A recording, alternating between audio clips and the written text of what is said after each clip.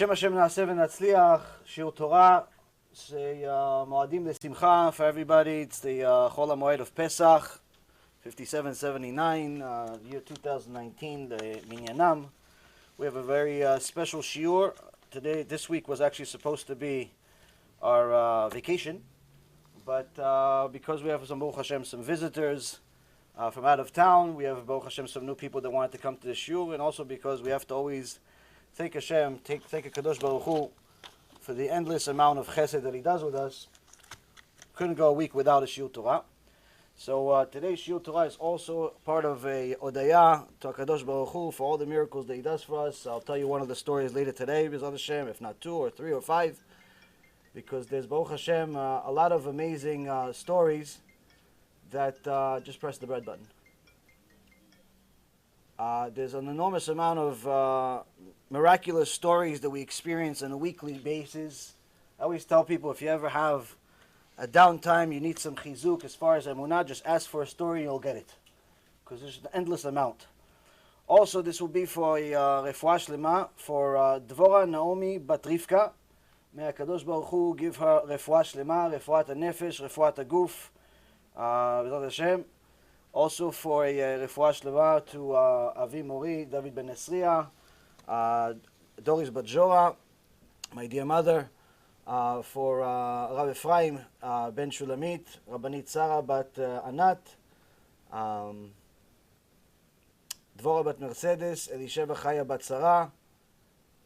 Anybody else? And all of anybody? And all of Am Yisrael B'ezrat Hashem will have refuah shlema, refuat hanefesh, refuat haguf.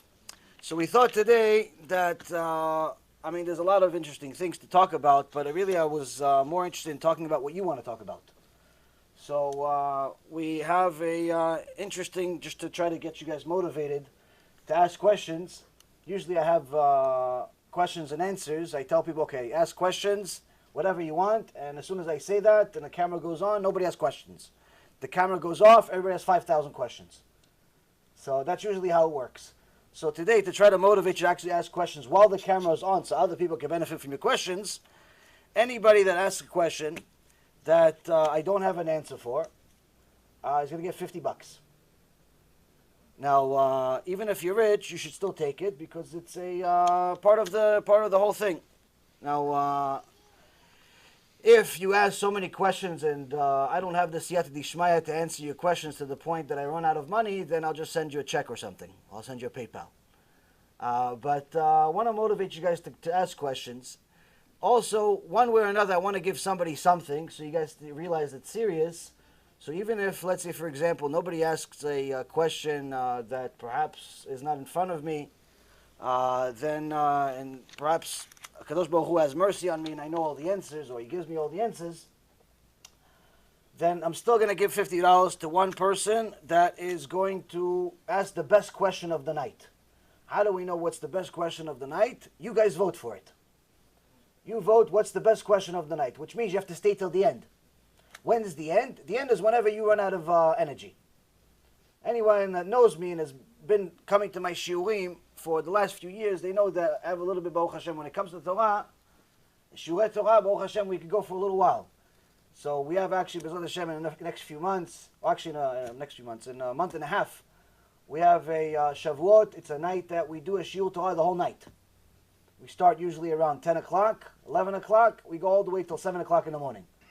Straight, no breaks, questions, answers, stories, whatever you want. So anyone that doesn't live in town, it's worth it to come to town just to come to the shiur. We do the same thing on Hoshana Rabbah. But if you guys only want to do it for a short period of time, we'll do it for a short period of time, whatever it is, whatever you want. The key is for you guys to leave here with something to take home. Meaning, ask questions that are actually going to change your life. Ask questions that are actually going to do something for you. Don't ask me, how many stars are in the sky according to the Torah? I can tell you the answer. It's 1064340 and then 12 zeros after it. But that's not going to change your life. What's going to change your life is how do I know the answer? That can change your life. That could change your life. But the question is, they can ask me a question, what's going to happen when the Mashiach comes? I can tell you certain answers. But the question is, why are you asking? Ask questions that are going to give you some chizuk, some type of motivation to get closer to HaKadosh Baruch Hu. Motivation to do something more than what you're already doing now. If you keep Shabbat now, then keep Shabbat even better. If you're learning 15 minutes a day now, then learn 20 minutes, 30 minutes, a half hour a day, an hour a day. If you're not keeping Shabbat, then start keeping Shabbat. If you're not keeping Tarat Mishpacha, then keep Tarat Mishpacha. If you're not keeping Nagia, then start keep. The point is, ask the questions that are relevant to something that you're having a difficulty. Don't ask me questions that don't really mean anything to you. And definitely don't ask me questions if you already know the answer. Don't test me. I'm not interested in being tested. This is not school. Okay? If you know the answer, don't ask the question. Ask the question if you don't know the answer. Why? Because I'm not interested in being tested. I'm interested in helping people. So, without further ado, you guys start with people that have never asked a question. Meaning, if you've been in my shuling before and you've asked questions, don't ask the questions first. Let everybody else go first. Because you guys, Baruch Hashem, already know a little bit. So, let's start with the back. Over there. No, who wants to volunteer? First question. $50 opportunity. Vayidom Aaron. Aaron became quiet as soon as something happened. No, come on. Don't worry, I don't bite. I just answer. Just words. Okay, she's asking, why do we eat kosher? Why do we eat kosher? Okay, Shtabach Shem Allah. That's a fantastic question. It's a very good question. So HaKadosh Baruch Hu, the question is really even bigger than that. The question is, why do we even do mitzvot? Why? What does Hashem really need us to do mitzvot? Like any mitzvah. You could ask the same question about Shabbat. You could ask the same question about Tarat Mishpacha. You could ask the same question about really anything. Why do we do anything? Because the answer to all of them is the same. The answer is, the basic, shortest possible answer is at the end of Pirkei Avot, the last chapter, which says, because Hashem said so. That's really the reason. That's it. That's the real reason. Now, there's more details to that, though. There's more details to that. The real reason is what I just said. Because if Hashem is God, that means He's the king. The king doesn't have to explain Himself to us. Now, if you go, for example, if you have a government, a democratic government, people vote, they can vote the guy in, they can vote the guy out, meaning that people have a say. But once the guy is already in, he doesn't have to answer to everything. Why? Because that's the point of being in power, let's say a president. But if it's a king, if let's say there's certain countries still in Africa and different parts of the world that still have kings. Kings don't have votes. They become king because of their lineage, because of who their father is. And once they become king, that's it. You can't say, oh, I don't like you anymore. You killed my cousin. That was really a nice guy because he did something bad. You can't do that. Why? Once the king is the king, there's no more questions and answers. He can answer if he wants, but he doesn't have to. He doesn't owe anybody any what we call din v'cheshbon, any accounting for anything that he does. Because that's the point of being a king. And that's the king of flesh and blood.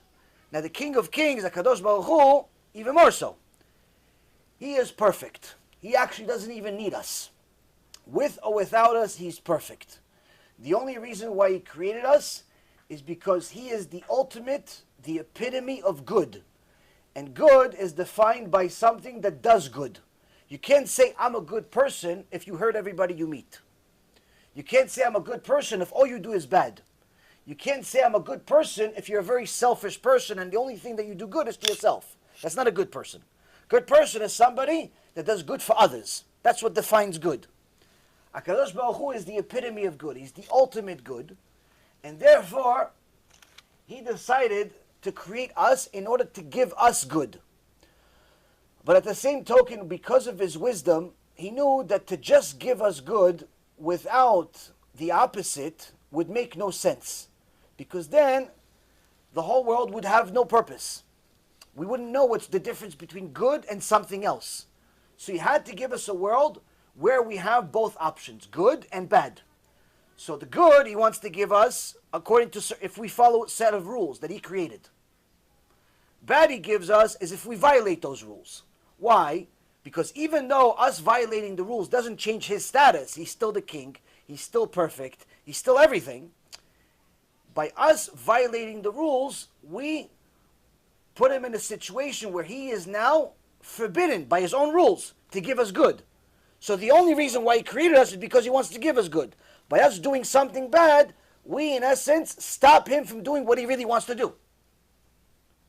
So that's the punishment is not necessarily for the sin itself or for us doing something against Him. It's for us going against the rule book because now He can't fulfill His will. And His will is to give us good. He can't give us good if we're constantly doing stuff that's bad. So with all of that being said, he gave us specific rules. For example, he wanted us to feel a little bit like him, how he felt on the 7th day of the week by him stopping creating. He created the world in 6 days and he stopped creating on the 7th. He said, you cannot, as a human being, you can't create anything. You can innovate, but you can't create. We, as human beings, cannot create something out of nothing. We can innovate something that already exists. So a human baby, for example, doesn't come from nothing. There's a seed and there's an egg.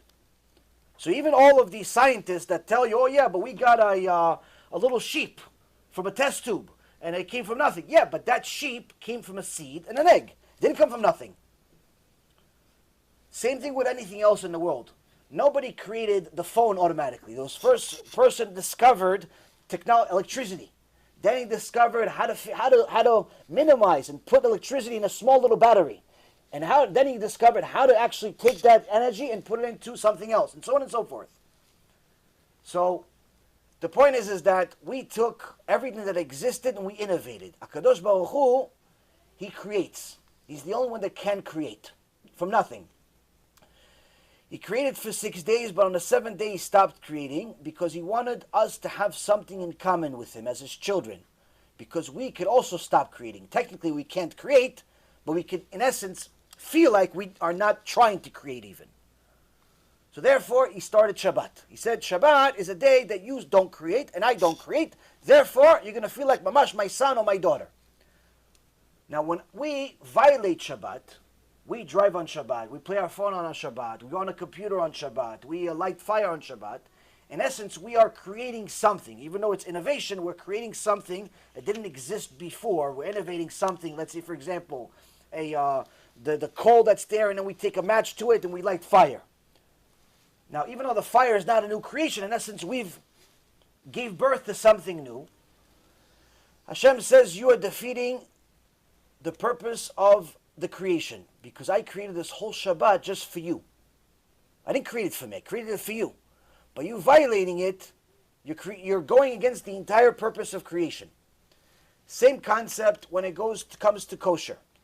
HaKadosh Baruch Hu said to us, I want you to understand that everything that you're going to eat, whether it's ice cream, or it's a donkey, or it's a kosher hamburger, or it's candy, everything that you eat is going to have one of two options.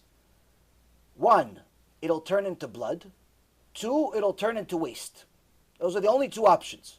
I mean, technically you can throw it out before it goes anywhere, but that's not really a real option. So, once something goes into your digestive system, doesn't matter what it is. If it's a steak, if it's ice cream, if it's candy, if it's apple, everything turns to blood. Whatever doesn't turn to blood turns into waste. So in essence, you are what you eat. That's not really, it's a real statement. You are really what you eat, because the blood is really you. If somebody, Chas v'Shalom, has the blood removed out of their body, they can no longer live, because the blood has part of the soul in it. So in essence, everything that you eat becomes you. And HaKadosh Baruch Hu says, I want you to be as close to me as possible, which means that you have to take care of this neshama that you have, this soul that you have. You have to keep it pure. The only way to do that is by eating things that are pure, things that are within the guidelines that I gave you, within the rule book that I gave you. If you eat something pure, then it'll turn into pure blood. If you eat something impure, then it'll turn into impure blood. Now by vision, you can't tell. Why? Because we don't have the ability to see it. We just see blood. We just see red. You can't even, with the naked eye, you can't even see white blood cells. Even though we know they're white blood cells, we can't see white. There's no like white blood somewhere in your body. We just see blood. Even though we know it's white blood cells and you need them, because if you don't have them, you can't fight disease. Still, it all looks red.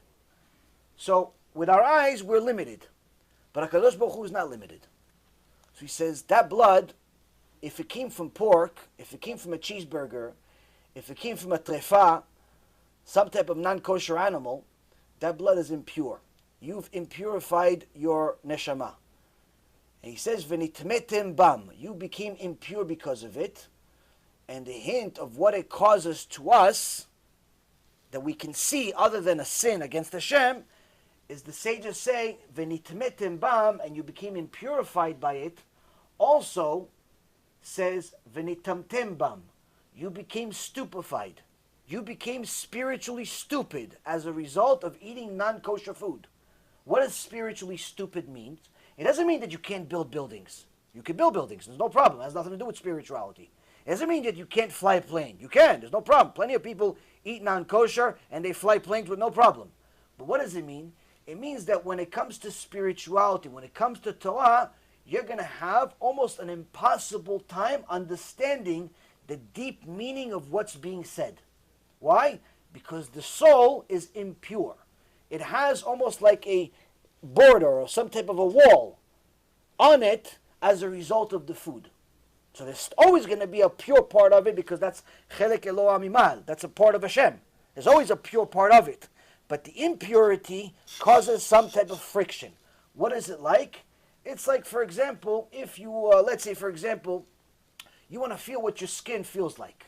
You just want to feel what your skin feels like. You want to see around you. You want to see maybe you got burned, maybe somebody bit you, something. You don't know what's going on. But you have a jacket. You have a jacket on like this. You have 3 layers on.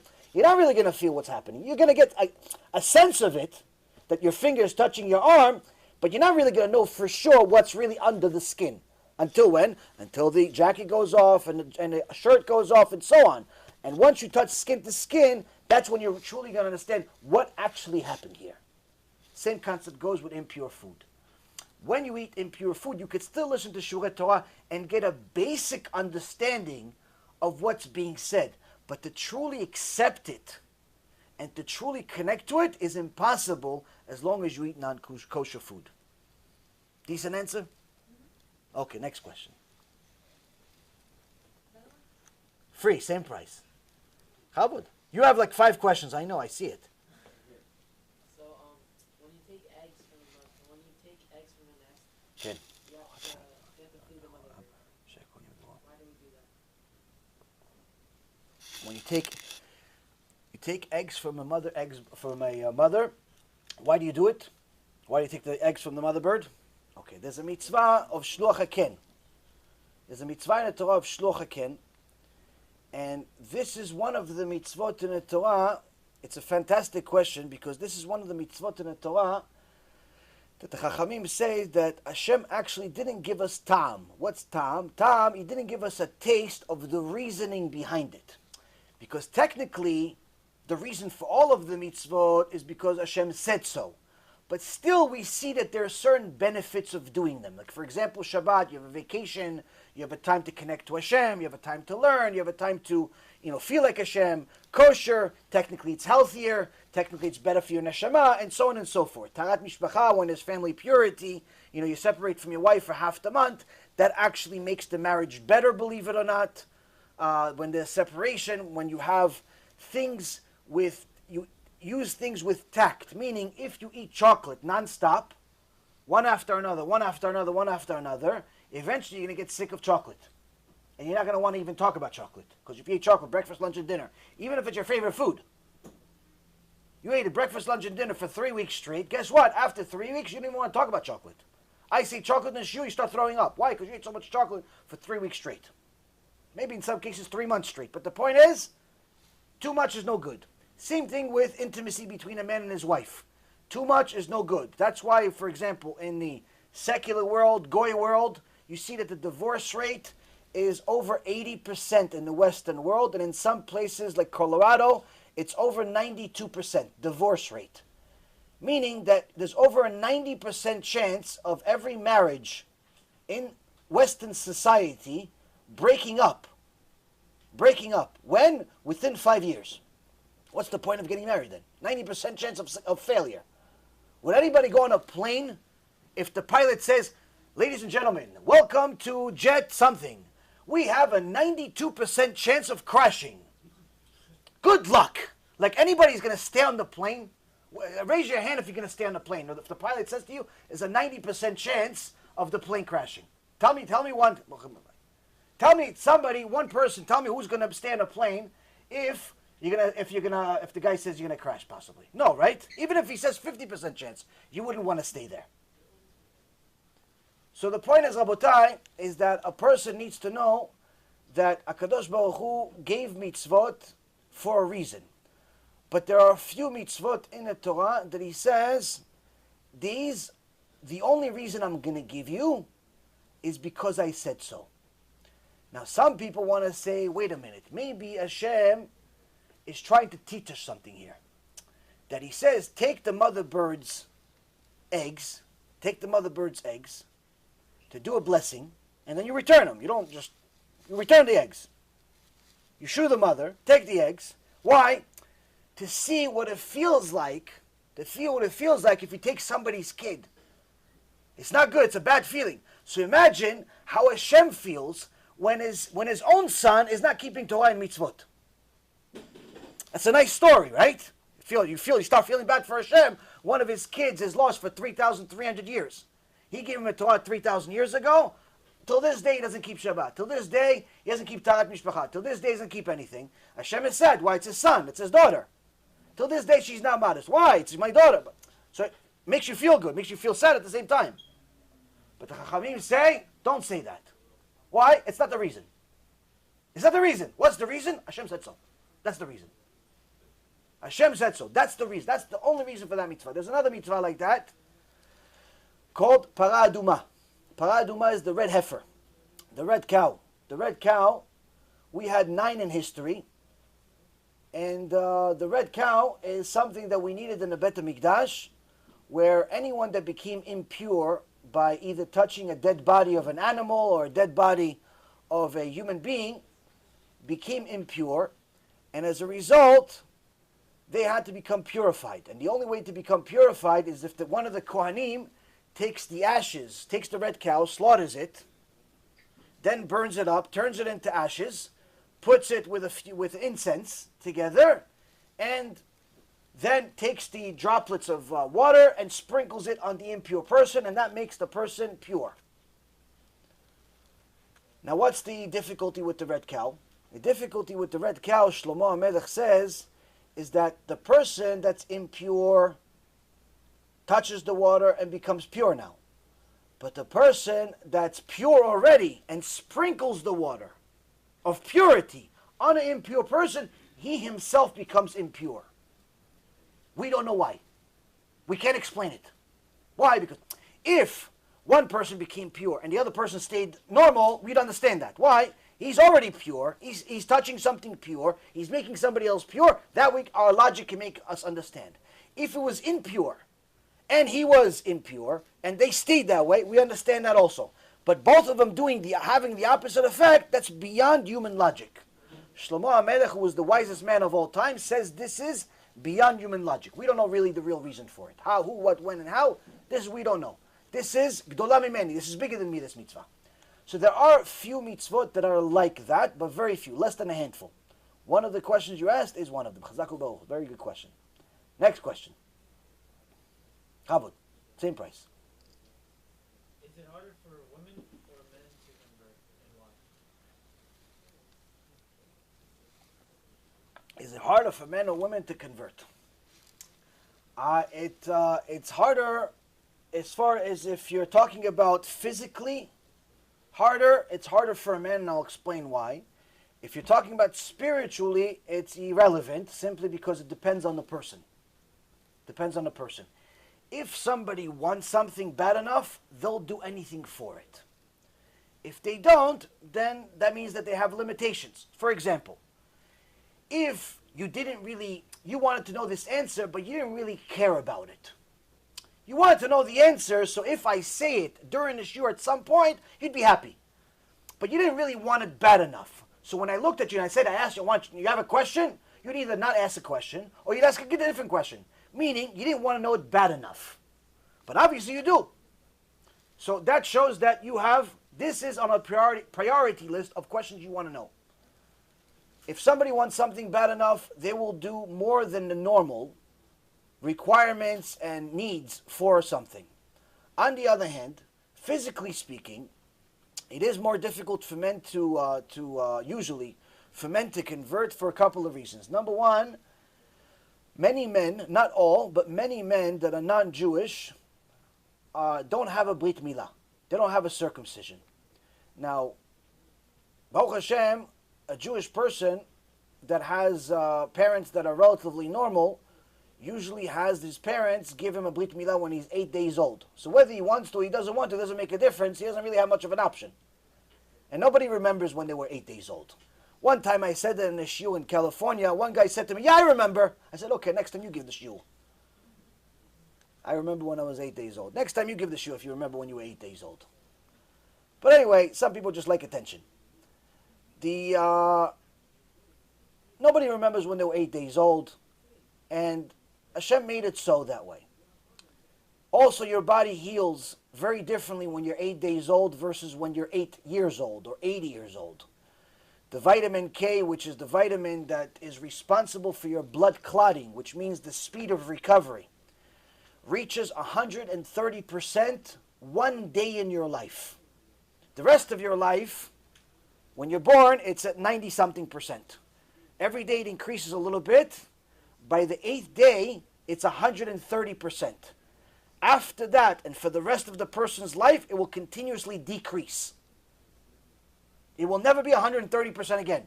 Meaning there's 1 day in a person's life that it's a superior day for recovery. When is it? The 8th day. The 1 day you need recovery, which is for the Brit Milah. That's why the baby usually stops crying literally within seconds after the Brit Milah. And recovers very quickly. Only the first couple of days it's a little uncomfortable, but in general they're relatively quiet. Baruch Hashem, I've had the merit to have 2 Brit Milahs for my kids, and it's unbelievable how the wisdom of HaKadosh Baruch Hu goes into all the small details. Now, when an adult has a Brit Milah, it's very, very different. And the reason why is because his skin doesn't heal the same way, his recovery is not the same way. The recovery, instead of being 3-4 days, it's usually 30 to 40 days. And it's extremely painful. Now, I didn't have a Brit Milah as an adult, but I have some students that have. And it's extremely painful. Now, for most guys, you start talking about Brit Milah, they already go into pain. They don't even know what happened, but they're already, oh, hey, Rabbi, I already had one, don't talk to me about it. I already had one, long time ago, talk to somebody else. Why? Because guys, we already think, oh, what? It's a very sensitive part of our body. So when a guy thinks, I'm going to have a Brit Milah,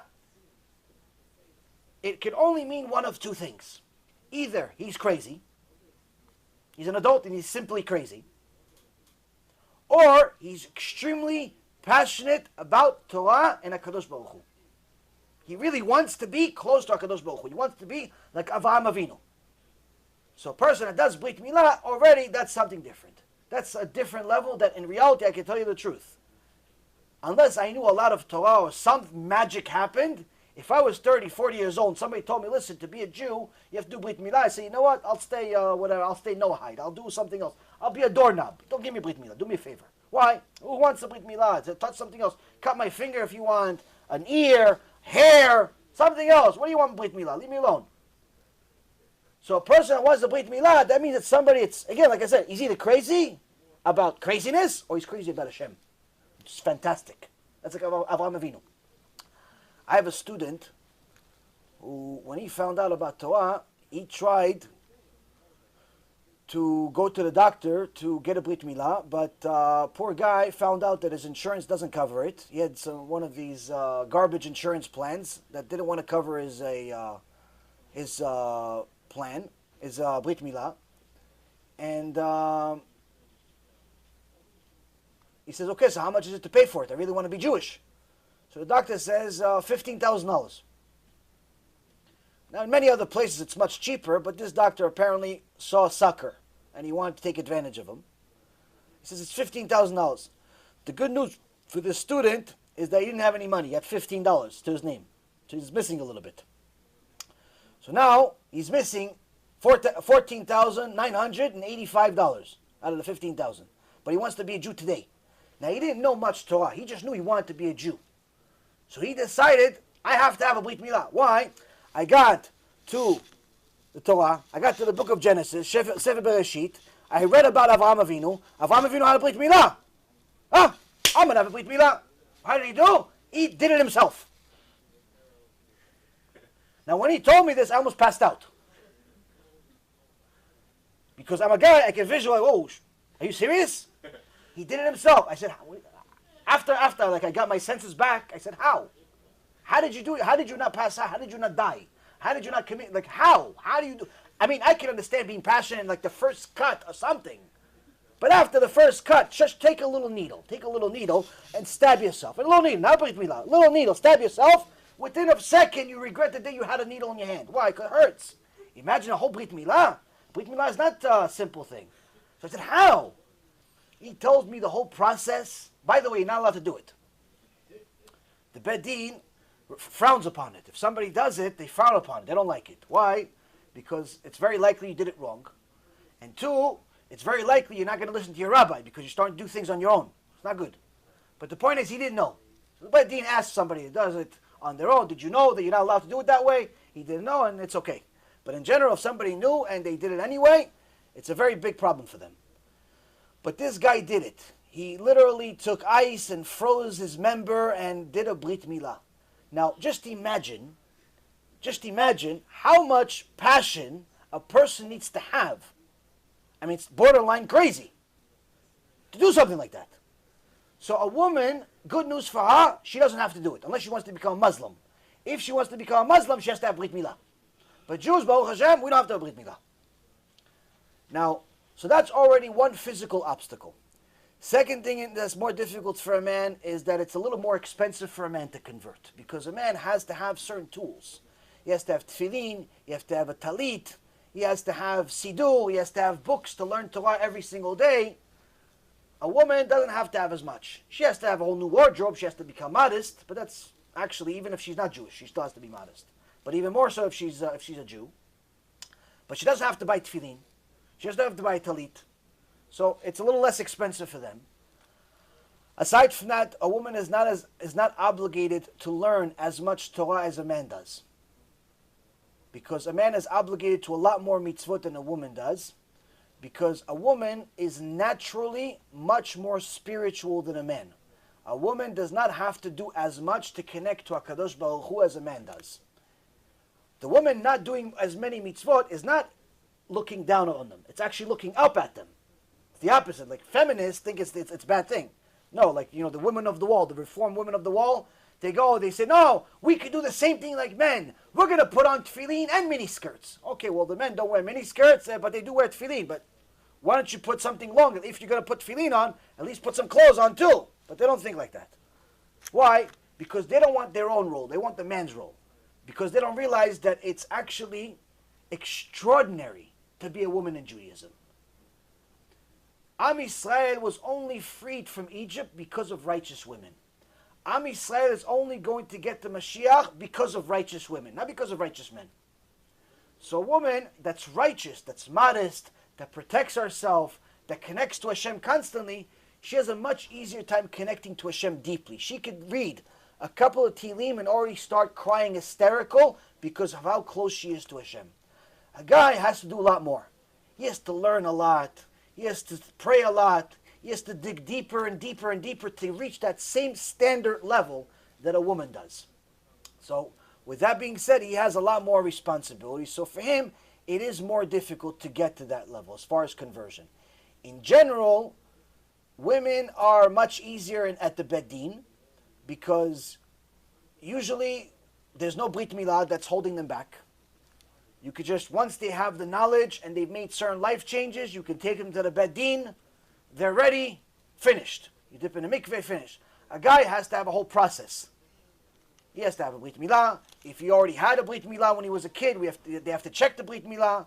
They have to make sure that he goes to a shul. They have to make sure that he is part of a keilah, that he has a rabbi that he's really connected to. It's a whole procedure. It's a whole procedure to make sure that the guy is a Jew. Why?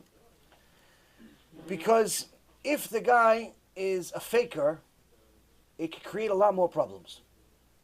It creates a lot more problems. I mean, a woman that's a faker also creates a lot of problems, but a man that's a faker creates a lot of problems. So the point is that there's a procedure, but in general, as far as overall, I would say that the real serious converts, it doesn't really make a difference if they're men or women. They both overcome obstacles. It's very, very difficult, but they overcome the obstacles and eventually they get to the promised land. The ones that are not so serious, it doesn't matter if they're men or women, they never reach the promised land. They always look for shortcuts. Sometimes they find a fake shortcut and they go to some reform or conservative rabbi that'll convert them and their dog and go from there. But point is that if somebody wants to be a real Jew, it's some difficulty. Not because of the bedin, just because of life. It's a major life adjustment. You have to pretty much disconnect from your entire past, physically and spiritually. You have to change your entire lifestyle. You have to change where you live. You have to change what you do sometimes.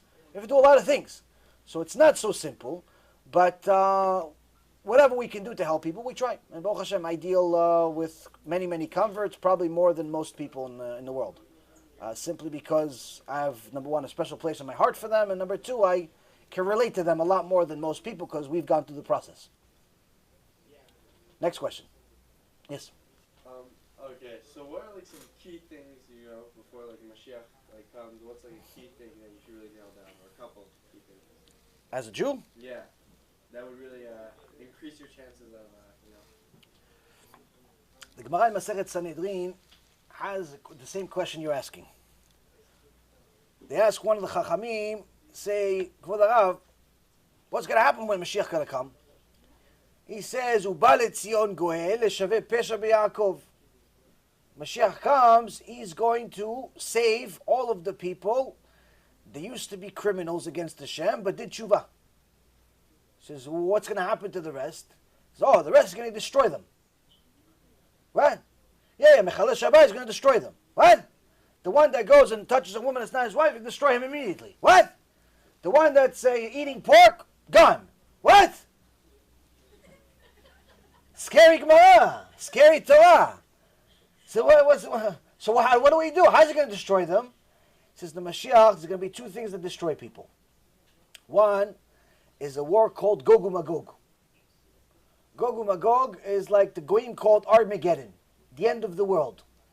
Now at the time this Gemara was written, almost 2,000 years ago, it was unimaginable how the world can end in a few moments. Why? Because weapons that we had back then were spears. So even if you had 10 million people throw their spear against the next army, that's also 10 million people, and everybody hits, worst case scenario, 20 million people died. What about the rest of the billion? How's the rest of the world going to die? Meaning, it wasn't unimaginable for end of the world scenario to happen in moments. Today, every average person that has used technology one day in their life understands how the world can end in a second. All somebody needs to do is press the button, atomic bombs go. Once one country sends atomic bombs, the enemy country sends atomic bombs in return. Within moments, the world is destroyed. Hashem Yachem. So this we already knew from the prophet Zechariah, who wrote in chapter 14 of Zechariah that at the end of the world, certain things are going to happen, and he describes exactly what's going to happen. And the way he describes it, it's literally the definition of what happens during an atomic war. Melting skin, eyes, becoming fluid, and all types of hideous descriptions of what happens as a result of atomic or biochemical war. Now, so the Chachamim were asking their rabbi, says, Kvod Harav, so how do we get protected from this? He goes, Mashiach. Okay, but what's the Mashiach? You said Mashiach is going to destroy us. He goes, oh yeah, that's the second one. How's the Mashiach going to destroy? It says the Mashiach is going to be able to smell the sins on people. Whoever did tshuva, he's not going to have to say anything. He doesn't have to say, oh no, I did tshuva. No.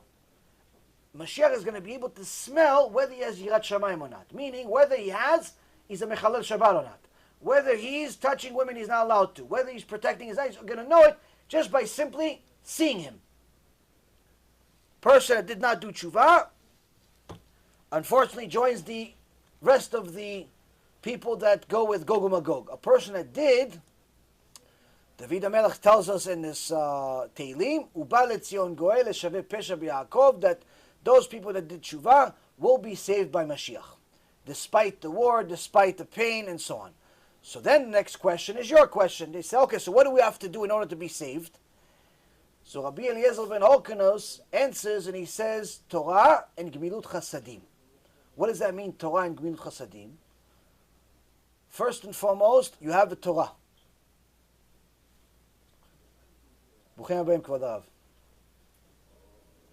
First and foremost, what does Torah mean?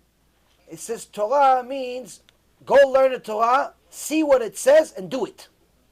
No excuses. Torah says keep Shabbat, keep Shabbat. Torah says keep kosher, keep kosher. Torah says you have to be modest as a man or a woman. Be modest as a man or a woman.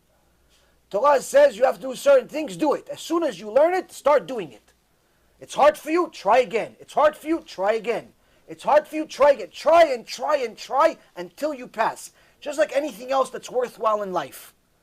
If somebody wants a really good job, and they go apply for that job, and they don't get the job, if they're a loser, what are they going to do? They'll go kill themselves. Oh, I didn't get it. If they're a winner, what are they going to do? They're going to try again. They're going to ask the guy, okay, why didn't I get the job? The guy says, you don't have the qualifications. Oh, what qualifications do I need? Oh, you need to have C++, A++. You have to have all these qualifications for this job. Oh, okay, no problem. I'll see you in a few months. He goes to special courses, gets these degrees, gets these things. He comes back to the company, says, I got it. What do you get? What you told me I was missing. Why? Because he wants the job. You want something, you go after it. That's what a winner does. That's what a winner does. So, HaKadosh Baruch Hu told us, you have a Torah. You have mitzvot. Some of them in the beginning are going to be hard for you. Why? You have a lot of peer pressure. Your friends are going to the movies. You want to go to Shiur Torah, but your friends say, why are you going to go to Shiur Torah? Come to the movies. No, the new X-Men is out. The new Spider-Man is out. The new Hashem Yirachem is out. The new something is out. The new Gehenom is out. No, why don't you go to Shiur Torah? Why? Come with us to the club. Come have a couple of drinks. You're going to find a new girlfriend today. And tomorrow a new one. Every day new one. Come to the club. You say, yeah, I want to go to the club, but I also want to go to Gan Eden. They don't go together. Gan Eden and the club, they don't go together. If I go to the club, no Gan Eden. So the only person going to help me go to Gan Eden is a Shiur Torah. So the guy makes a choice. It's hard because all of his friends are going to the club. But he makes that choice. If he fails once, try again next time. Fails another time, try again next time. And try and try and try until you succeed in every mitzvah. But in order to know what to do, you have to learn. So that's Torah. Torah is learning and then doing. What's Gemilut Chasadim? Gemilut Chasadim means doing an abundance of kindness. What kind of kindness? You can do small kindness, like for example, give somebody a little bit of money. Somebody needs some money, give him a little money. Somebody needs challah, you go buy it for him. You go to the store for him. Your mom, is under pressure, you help her out. That's kindness. But Gemara says, not kindness, abundance of kindness, a lot of kindness. So they ask him, what's the highest level of kindness? Highest level of kindness is introducing and influencing somebody to get closer to HaKadosh Baruch Hu. That's the ultimate kindness. Get somebody closer to Hashem. How? There's countless ways. One way, bring him to the Shiur Torah. You bring him to the Shiur Torah. You don't have to say anything. Just get the guy to come. Get the girl to come to the Shiur Torah. She comes. He comes to the Shiur Torah. They listen to the Shiur Torah. Next thing you know, they start doing mitzvot. You did your job. You finished. You have achieved an enormous, enormous achievement that's worth a lifetime. Just for that, you get 310 worlds in heaven. Not one world. You get 310. Just for bringing one Jew back. Imagine you brought 10. Imagine you brought 1,000. There's no one richer than you. Why? You brought him to Shiur Torah one time and then they decide to stay. You can't bring him to Shiur Torah. Give him one of these free CDs.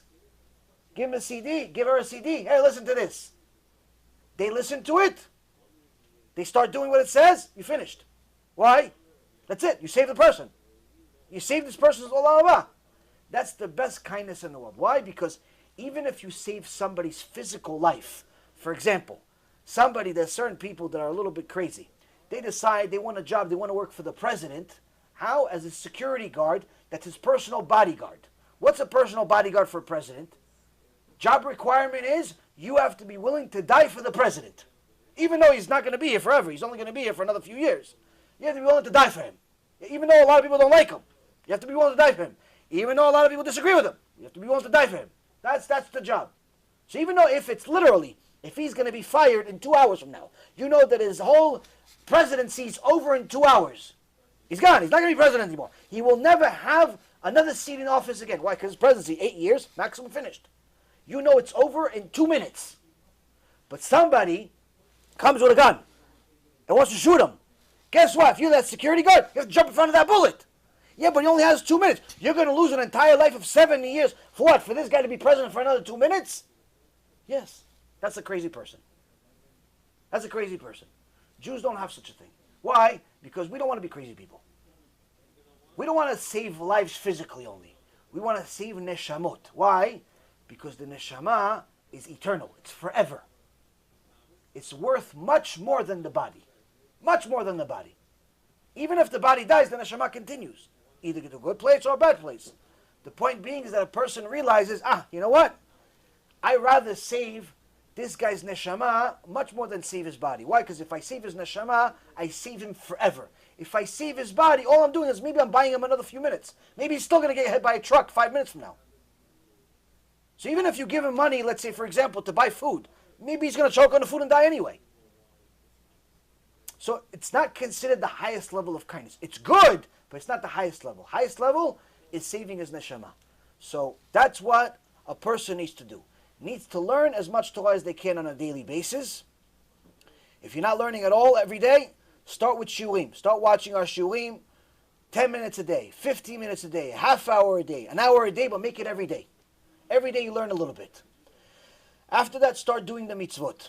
After that, start influencing other people by sending them whatever you're watching. You watch a shiur, you like it, send it to your friends. Send them on WhatsApp. Send them on email. Get them to come to the shiur. Get a few CDs and give it to them. You have some money to sponsor CDs, but you can't give it to people. You could donate the money and we'll give the CDs for you.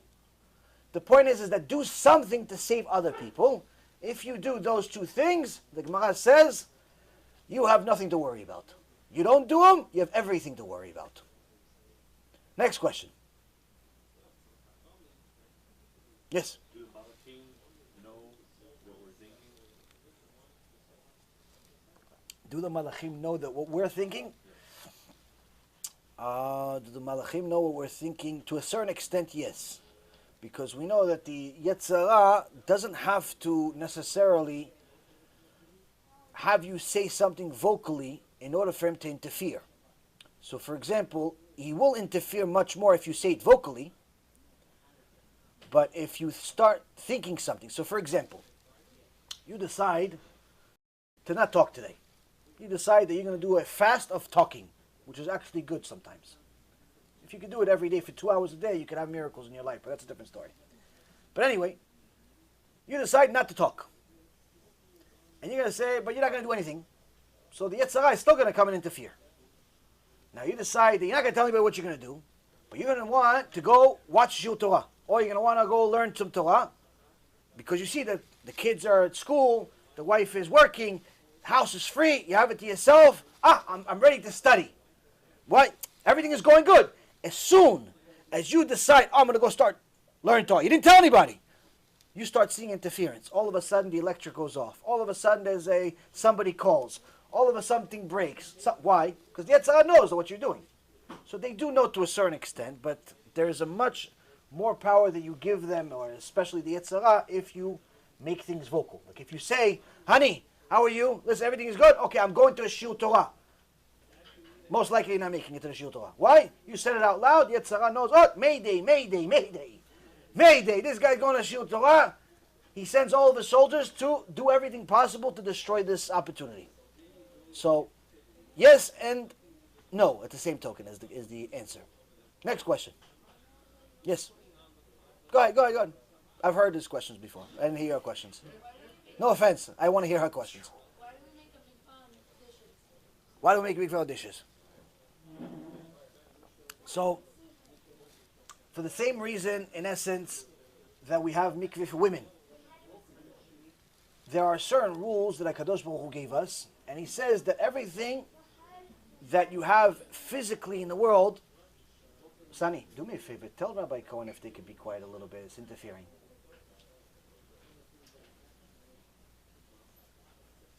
Thank you.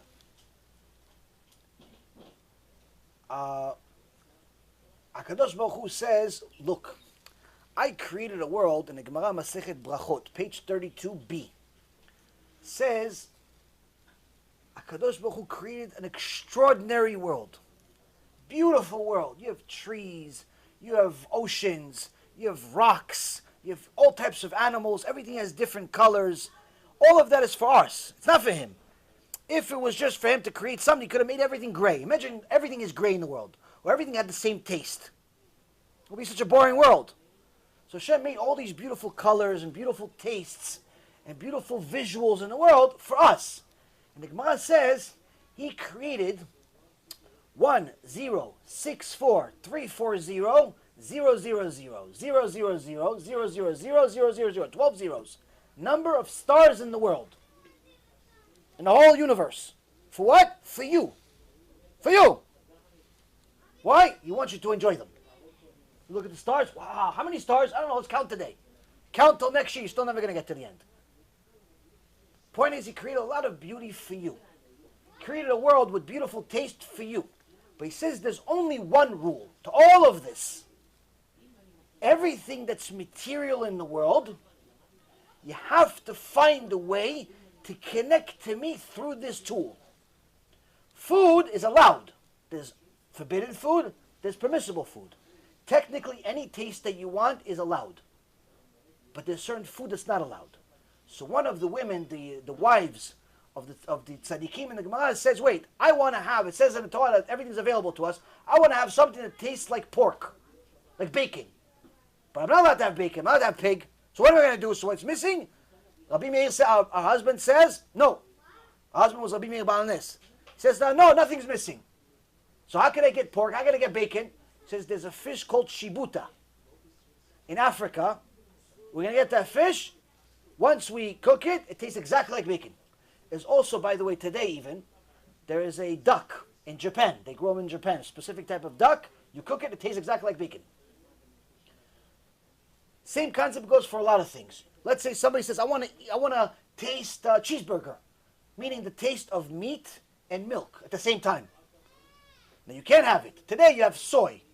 But before we had soy, how do we do it?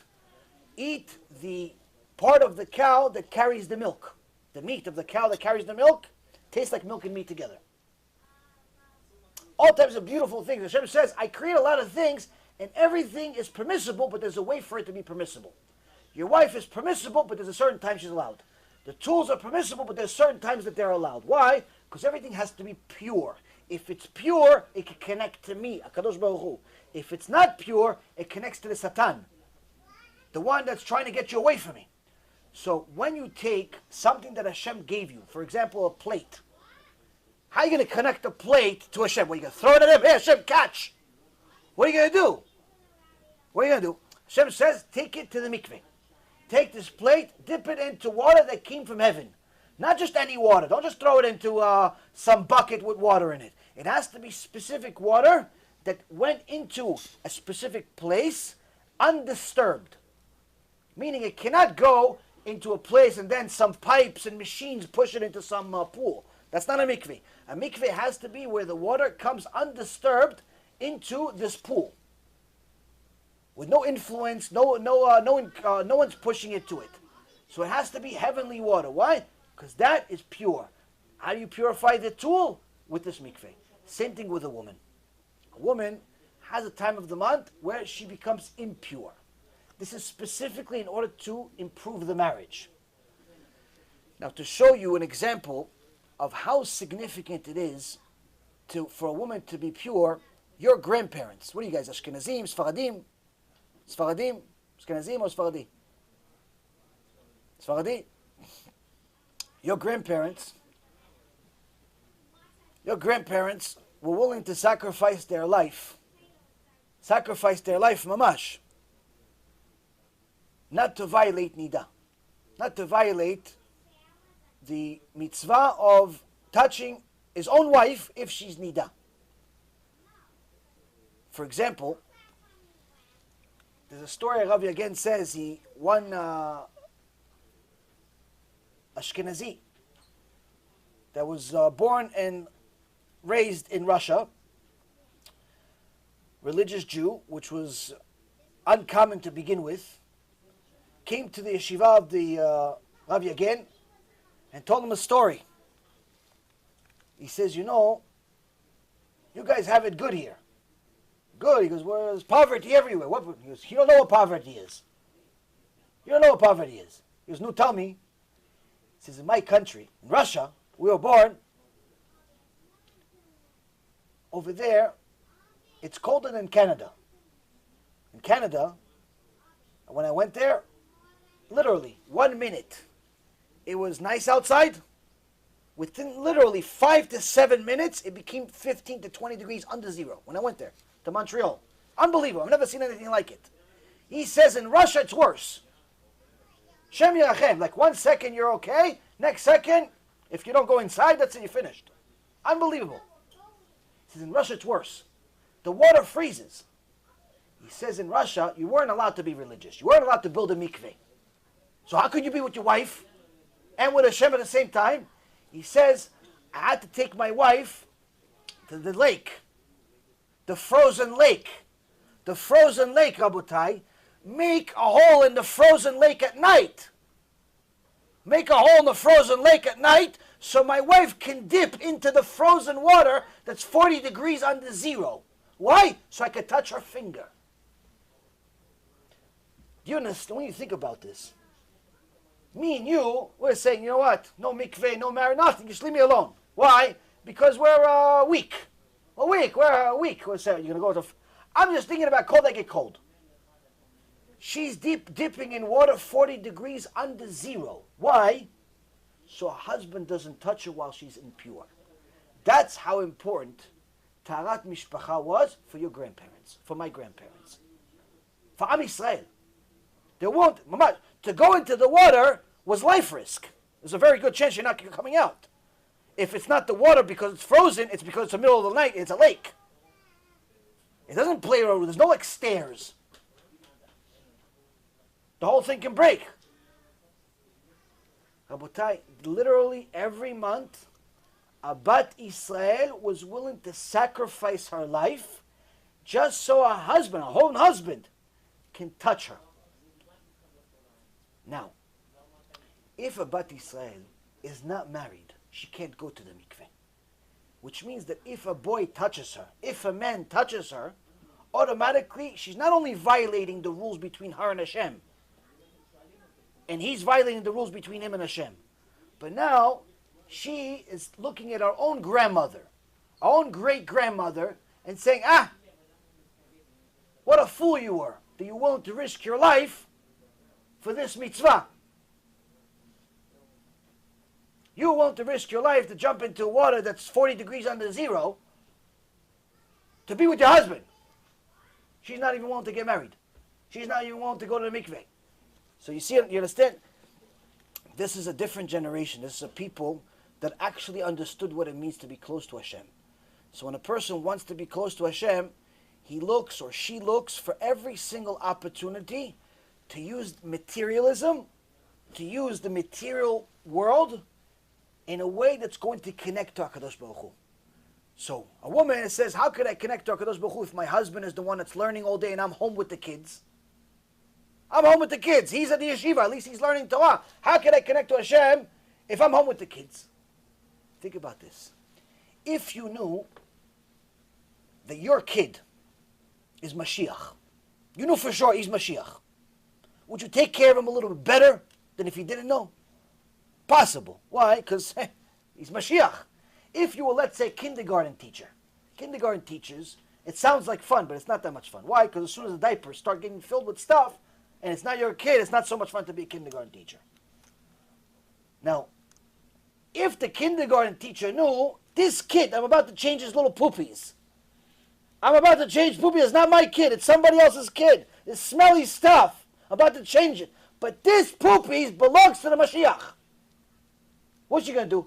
Shtabach Shimo. She's happy with the... There's a yofi, there's a killer. You should do it all the time, Mashiach. Poop all day for me. Why? Because what happens? One day he grows up, he becomes Mashiach. Hey, Mashiach, who changed your poop? Mashiach! Mashiach, who changed your... You changed the Mashiach. Imagine, you changed the Mashiach's poop.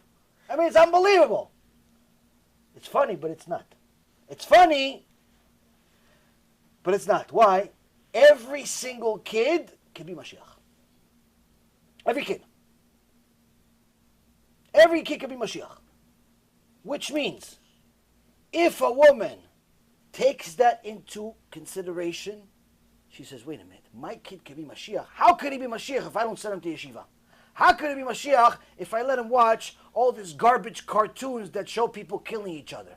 How could I let him, how could he be Mashiach if I give him playing cards that have death on the playing card? I saw 2 kids' playing cards today. Somebody showed me 2 playing cards today. One of them has 2 mummies killing each other, says the fight of the dead people. And the next playing card the kids have that trade among each other is a cemetery full of crosses. Jewish kids are playing with these playing cards. How old are the kids? 6, 7 years old. How is the 6, 7-year-old going to be a holy Mashiach if he's playing with crosses and dead people? How? So a woman that says, my kid can be Mashiach, my kid can be Mashiach, no way. No way I'm going to let him watch TV. No way I'm going to let him play these garbage video games. No way I'm going to let him do all these things that are going to ruin him. Why? My kid can be Mashiach. She connects to HaKadosh Baruch Hu, cleaning the house, taking care of the kids, in a way that's different from everybody else. Why? She's preparing for Mashiach. So this, Rabotai, is a way for a woman to elevate her role in the world. Elevate her role in the world in something that she has to do one way or the other. She has to take care of the kids. Somebody has to, or else don't have them. So the point is that you could get to a very, very high level, regardless of what you do, regardless of what you have. You can even get to a high level with a pen. Use the pen to write Torah. Everything can be used to get close to Hashem. Next question. Yeah, Rabbi, we know that in Messianic times, there's not going to be any more conversions. What if Mashiach comes right now and somebody's in the process of converting? So, I have a shiur from about 3 years ago answering. It's a 15 to 20 minute answer about that. I'll send it to you if you want. In short, the Gemara says in Masechet Avodah Zarah, at the end of page 3b, beginning of 4a, that the time of Mashiach, once the Mashiach arrives, there's no more conversions. No more conversions. But there will be a lot of conversions at the same time, meaning a lot of people are going to convert before Mashiach comes, because that's a promise that Hashem made the nations. But at the same token, that once Mashiach comes, no more conversion. Meaning that once everybody knows who's right, everybody knows that the Torah is right, and the New Testament, and the Quran, and Buddhism, and all the other stuff that's out there is all garbage, that's going to interfere with people's free choice. Why? Once you see who's the winning team, it doesn't take genius for you to want to join them. Hashem says, they have worked and sacrificed everything when it was hard, when they were the underdog. You can't just go and decide to join them now, after they've already won. So, if somebody already was serious and genuine about their conversion, and already started the process, and already started taking steps in the process, then of course in heaven they'll reward him for it, they'll reward her for it by allowing them to complete it. Just like the Mashiach, one of the Mashiach's roles is going to be to identify the 12 tribes, because right now we really only know about 2, maybe 3 tribes out of the 12. He's also going to identify who are the real converts and who are the fake ones. Who are the real Jews, who are the fake ones. You know, there's a lot of people that look like they're real Jews, but they're actually not even Jews. There's a lot of people that are actually, Jews, but they're fakers. They worship idols inside. They steal, they cheat. They have a long beard, but they cheat, they steal, they rape, they are pedophiles. So the Mashiach is going to uncover all of this stuff. He's also going to uncover all of the righteous people that were in the process of conversion, but were simply going through the process and weren't able to finish yet. And of course, He'll reward them for it by allowing them to finish. So, every single person that does a single mitzvah will be rewarded for it. And if that reward, if the ultimate reward that a person wants to have is to connect to Hashem by being a righteous Jew, then of course Hashem is going to allow him. But that's assuming he's making that decision to do it and the steps to do it when it's difficult to do it, not when it's easy. Next question. Yes? When Am Yisrael is coming out of the desert and Hashem is going to give them the man and the quail, it says that Am Yisrael looked towards the desert and they saw the glory of Hashem. Ken. Now, is it that when they saw the glory of Hashem, is it that they saw the hand of Hashem bringing them out of Mitzrayim? Is that the glory that they saw, that they showed them? Because obviously they didn't see him physically. Right, there's no physicality to Hashem. So you're talking about after they got out of the Sea of Reeds? When they were going to receive the man and when they were going to receive the Kohen. So there's a couple of times that it says that they saw Hashem. So there's several times in the Torah that it says that they saw Hashem. For example, there is during the crossing of the Sea of Reeds, when Hashem split the ocean for them, it says that even a low-level employee had received vision, prophecy, a visual of Hashem or His creation in a higher level than the prophet Ezekiel. Meaning one of the last prophets, Ezekiel, one of the highest level prophets we've ever had, his prophecy was extraordinary because he describes what happens in heaven. They said in Torah that the people that crossed the Sea of Reeds, the lowest level of them was even higher than him in prophecy. They saw something unbelievable. Hashem opened the heavens, showed them things that are impossible for us to even visualize. That's one part of the glory of Hashem. At Mount Sinai, it says that Hashem opened the seventh heavens and showed them a certain aspect of Hashem. Showed them that there's nothing else in the world other than Him. How He can show that, I have no idea. But He showed them that there's nothing else in the world other than Him. Another part says that when they saw the feet of Hashem. Hashem doesn't have feet. It's in essence where Hashem showed them a certain rock, a certain special rock that's under His throne, to give them some type of physical visual of something, in order for them to connect to something. Also a long midrash about that. So there's different parts of the people seeing things physically. Most of it is spiritually, but nonetheless, it's nothing of an actual physicality of Hashem. It's just different things that Hashem wanted to show Am Yisrael at different times. Now, the question is asked that how is it that Am Yisrael that crossed the ocean, Am Yisrael that saw the 12 plagues, the plagues, and Am Yisrael that saw miracles, saw food come from heaven, how did they go worship an idol? Anybody have that question? Like if I showed you right now, I said, Hashem, do me a favor for this shul, instead of $50, open the heavens for us. Show me you're really the boss. And He really did. Anybody here is ever going to violate Shabbat again? Anybody here is ever going to say Lashon Hara once in their life again? No, right? Why? Because now you know for sure. Until now, you believed in Hashem. Now you saw something, you're scared to move. Am Yisrael saw much more than that. They saw the plagues in Egypt. They saw water turn to blood. They saw frogs go inside people's bodies, the Egyptians only. They saw hail with lava inside it, which is against nature. All types of things that are unbelievable. Unbelievable. They saw an ocean split to 12. One for each tribe. They saw the bottom of the ocean flatten out so it's easy for them to walk. They saw trees, fruit trees of all types, grow in mere seconds just for them to eat the fruit from them while they're crossing the ocean. They saw the salt water of the ocean trickle out pure spring water just for them. The salt water became pure just for them, for they can drink. It's a long walk. All types of amazing miracles, but yet, a few weeks later, they worshipped an idol. How could it be? That's a serious question. How could it be? You saw those miracles. Even if you guys today, 3,300 years, you saw one of those miracles, you're never going to sin again.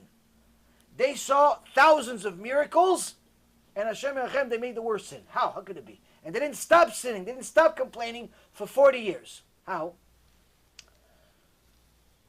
Better yet, the Gaon Mivilna asks a question. When a rabbi walks into a shul, what is everybody supposed to do? Stand up. Why? because of the Torah that he has, not because of him physically, because of the Torah that he possesses. Meaning you stand for the Torah, not for him. So the Gaon Mivina says, how come we don't stand every time we see a pregnant woman? Why? The Gemara in Masechet Nida says that there's a malach in Shamayim. He goes into the stomach of the mom with the baby. Why? To teach the baby Torah, the entire Torah. Meaning that the baby inside inside the mommy, he's 8 months old, he's 9 months old, he's almost about to get. At this point, he knows more Torah than the entire world combined. That's how much Torah he knows. As soon as he comes out, he forgets everything. So at that moment, you see a 6 month pregnant woman. How come you don't stand up for her? Rabbi, she's carrying. He knows more Torah than the Gedol Hador. How come you don't stand up? How come? Anybody have an answer? The Gaon Mivina gives a genius answer. That answer answers both questions. Why did Am Yisrael see all those miracles but then sin right away? For the same reason we don't stand when we see a pregnant woman. Am Yisrael was gifted all of this significance, all of this prophecy on a silver platter. Hashem, they didn't earn it. They didn't fight for prophecy. They didn't say, oh, we're really good to Hashem. No. They were simply gifted this prophecy. One day they were idol worshippers, the next day Hashem showed them prophecy. One day they were slaves, the next day they saw prophecy. They were gifted all of this. Because they were gifted all of this, it didn't have staying power. It didn't have staying power. As soon as the prophecy went away, they finished crossing the ocean, they came back to the same idol worshippers they were before. The same goes with why we don't stand when we see a pregnant woman. Yes, that tzaddik inside her, he's learning the entire Torah, but it's all being gifted to him. It's all being gifted to him, so it's not like the rabbi that wakes up at 12 o'clock at night to study till 6 o'clock in the morning before prayer. It's not like the rabbi that studies day and night to become a Talmid Chacham. It's not like the rabbi that fasts a few times here and there just in order to get closer to Hashem, spiritually. It's not like the Talmid Chacham that's fighting for his Torah by chewing ice just so he can stay awake. It's not him. Why? The baby is being gifted this Torah. We don't stand for a baby that gifted Torah. Why? It doesn't have any staying power. As soon as he comes out, he forgets everything. As soon as Am Yisrael was taken away out of the ocean, they forgot everything. They started chasing the gold, started chasing the money that they saw from the ocean. They forgot everything they saw. Why? It was gifted to them. Torah, without sacrifice, has no staying power. That's what one of the most critical, one of the most important Baalei Tshuva in history. His name was Resh Lakish. He was a former mobster, head of the mafia, almost 2,000 years ago. He says in the Gemara, Torah, without you being willing to sacrifice your life for it, is worthless. If you're not willing to sacrifice your life to go learn the next chidush, to go to learn the next shiur, to go learn the next clip, to go learn the next book, you're not willing to sacrifice your life, mamash, for this, it won't have staying power. Why? You don't really care about it. You're treating it like it's something nice. If you want it to stay, you have to be willing to sacrifice your life. So Torah that you learn easy, in the beginning, you need that easy part. But if you want the real serious Torah, that's going to take more effort. It's going to take much more effort, much more Yetzirah overcoming. And that type of Torah will stay with you eternally. So that answers your question and the question the Gaon Mivina had that was similar to yours. Next question. Okay. Skuli mitzvot. Next question. Who else? Same price. Nobody's winning yet with the $50. Ken.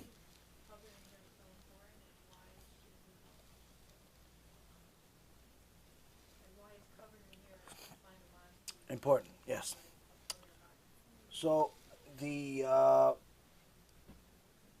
Gemara in Masechet Sotah says that the se'ar of the hair of a woman is considered erva. In fact, Kol ha'isha irva. And there's two meanings for it. Kol ha'isha irva means, one meaning means that her voice is considered nakedness, which means that when a man hears, if one woman hears another woman sing, it doesn't do much for her. She may like her voice, but it doesn't do much for her any other way. But when a man hears a woman's voice, he hears her sing at the top of her lungs, if he knows what she looks like, naturally he will start visualizing her in inappropriate ways. That's just the natural makeup of a man. She could be somebody that's even he's considering unattractive normally, but as soon as he sings and he hears it and she sings in a nice way, automatically she becomes attracted to him. She becomes attractive to him.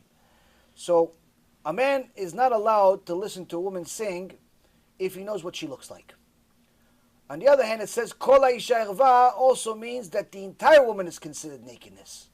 And a woman is so beautiful to a man, in a man's eyes, and a man's brain, the way he's made up, that her entire self is considered nakedness. Meaning that everything about her that's not supposed to be covered or uncovered naturally is something that a man could be led to think inappropriately. Meaning, a man doesn't look at the palm of a woman's hand and think about anything inappropriate. Why? Because the palm of her hand looks like the palm of his hand. Back of her hand looks like the back of his hand. It's not that much of a difference. Same thing with the feet. Same thing with the face. Unless she's making all types of looks and things like that, it's a different story. But in general, there are things about her that a woman you see, a man sees it, doesn't automatically lead to certain thoughts. Even if she's attractive, if she's covered everywhere, most men will not start thinking extremely inappropriate thoughts. But there are certain parts of a woman that do create them. For example, certain parts of her body, certain parts of her legs, and needless to say, her hair. The hair of a woman is by far the most attractive part of a woman, the most attracting part of a woman. Even if a woman does not have a nice body, or a body that's attractive to a man, or this particular man, if she has a normal looking face and nice hair, she will become attractive to him. Quite frankly, it's a reality that most women have much more attractive faces and hair than they do bodies. And that's what attracts men. So the reason why our Torah has in Parashat Naso said that a woman has to cover her hair. From there is where we learned, the source of where we learned that Hashem says that married women have to cover their hair, is because once a woman gets married, she makes a promise. What's the promise? The promise is, you, my husband, my beauty from now on belongs only to you. I'm giving you my beauty. He, in return, promises her whatever sustenance you need, whatever intimacy you need, whatever clothing you need, materiality you need, I promise that to you. I'm yours, you're mine, but that's it. Which means that the woman is no longer allowed to share her beauty with somebody that's not her husband, because she belongs to somebody else. So that is what Hashem wants a woman to do, because He wants her to have a happy marriage. Now, happy marriage is impossible if a man that's a normal man knows that every time he walks down the street or every time he goes to shul with his wife, every second guy is staring at his wife. He walks with his wife and every guy is looking at his wife. Whoa, it's very annoying. Why? A normal man that loves his wife is jealous. Even if she's his wife, no one's taking her. Still, he sees another guy commenting on his wife, it drives him crazy. If it doesn't drive him crazy, it's one of two reasons. Either he doesn't really like her, or he likes somebody else much better. He's cheating on her. It's not normal for a man not to be jealous of something that happens with his wife, even if they're married for 50 years. If he's not jealous, there's something wrong there. So the point is that for a woman to put herself in a situation where she's causing men to become attracted to her, she's violating that ketubah. She's violating that contract that she has with her husband. And that's why the Gemara Masechet Ketubot says, what kind of women are you allowed to divorce without giving them any money. Says if the woman intentionally cooks you non-kosher food. You ask her for food, she intentionally cooks you pig. Okay, you kick her out. If this woman does not want to go to the mikveh, okay, if she doesn't want to go to the mikveh, then you can't be with her. Can't be with her intimately, there's no marriage. Okay, you kick her out. What about another one? If this woman does not cover her hair, doesn't cover her hair, you kick her out without paying her ketubah. Why? Because she's causing other men to look at her. She's violating the ketubah every single day. This is Torah. So a woman that wants a happy marriage, first and foremost, needs to know the only good that exists in the world comes from Hashem. Whether I have a good life or a bad life is if Hashem decides I'm going to have a good life or bad life. So why would I do something against Hashem's instructions and expect a good result from it? Like why would Hashem give me something good if I'm going against His instructions? If I'm going against the instructions that He said to me, this is how you get good. Why should I expect good if I go against the instructions? It's like the phone manufacturer says, warning, do not throw. The phone may break. And you say, it broke. This phone is terrible. You call iPhone, you call Apple. Listen, you guys are terrible. Why? The phone broke. How did it break? I threw it. Hey, wait, the warning said don't throw the phone. Yeah, but I threw it anyway. Okay, you violated the instructions. You violated the warranty. Everything is void. You didn't follow the instructions.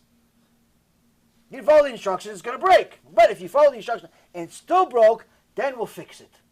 But if you didn't follow, then it's not our fault. Same thing with Hashem. Hashem says, I gave you instructions of how to have a good life. You follow the instructions, you will have a good life. You don't follow the instructions, don't come complaining to Him about divorce, about cheating, about lying. And I don't need to prove anything to anybody. You could simply look at the statistics. Over 80% of Western society get divorce.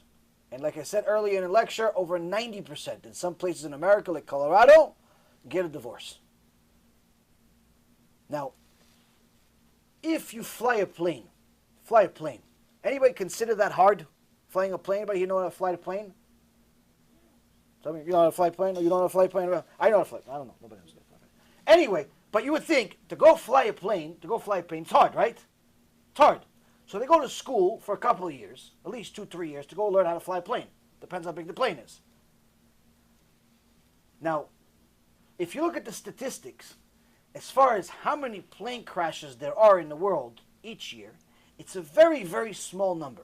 Very small, like single digits. Very small number. Even though there are countless planes going up, going down, some airports have literally hundreds of planes landing and taking off every single day.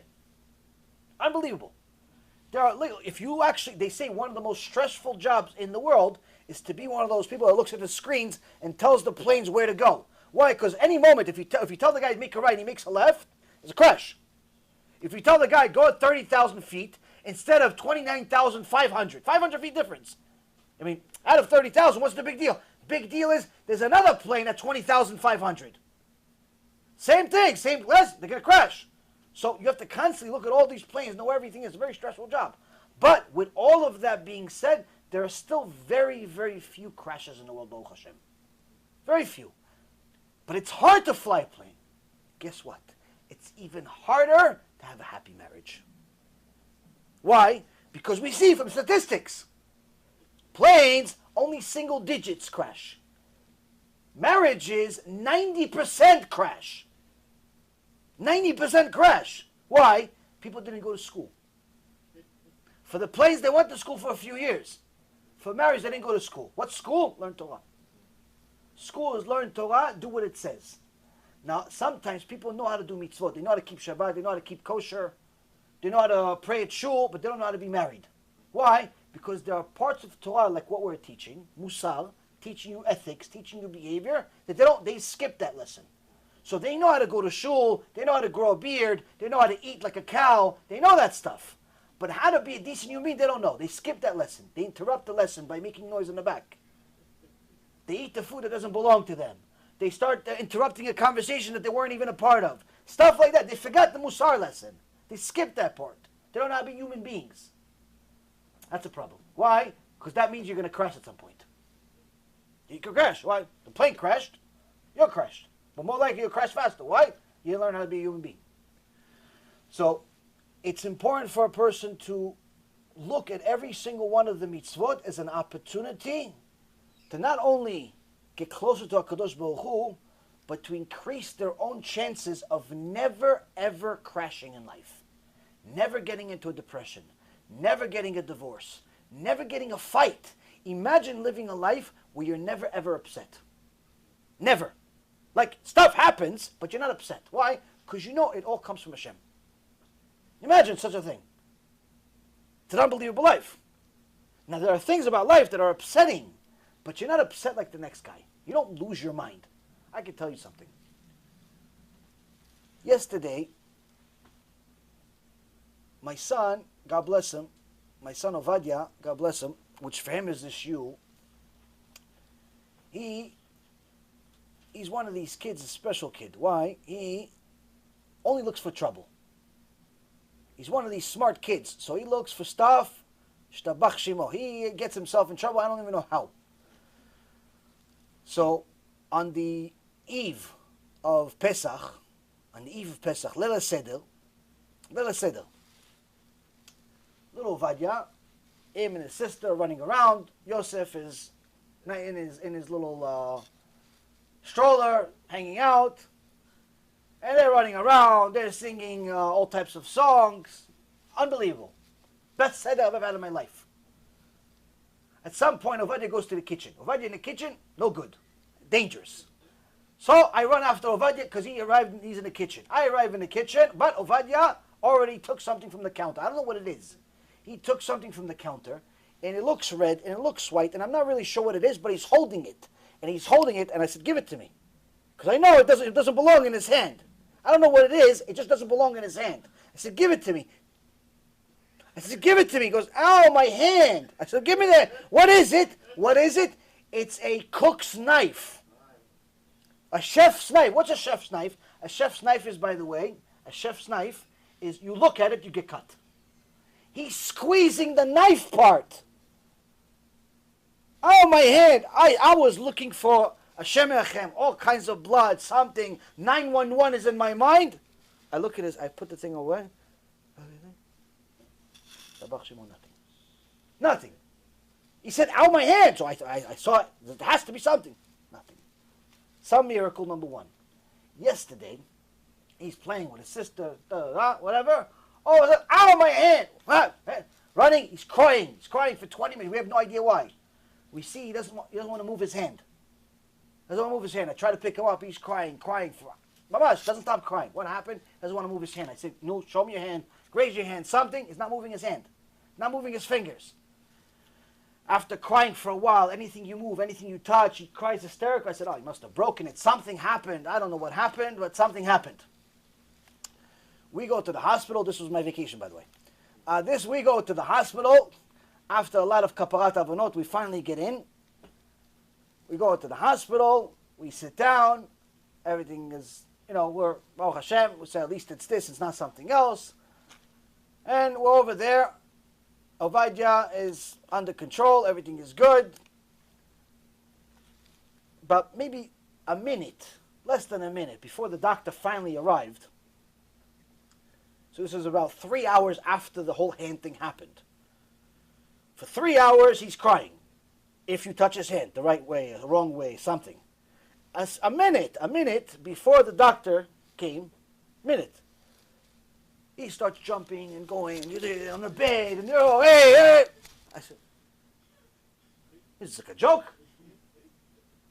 I said, give me your hand. He's like, give me a high five. He's telling me, give me a high five.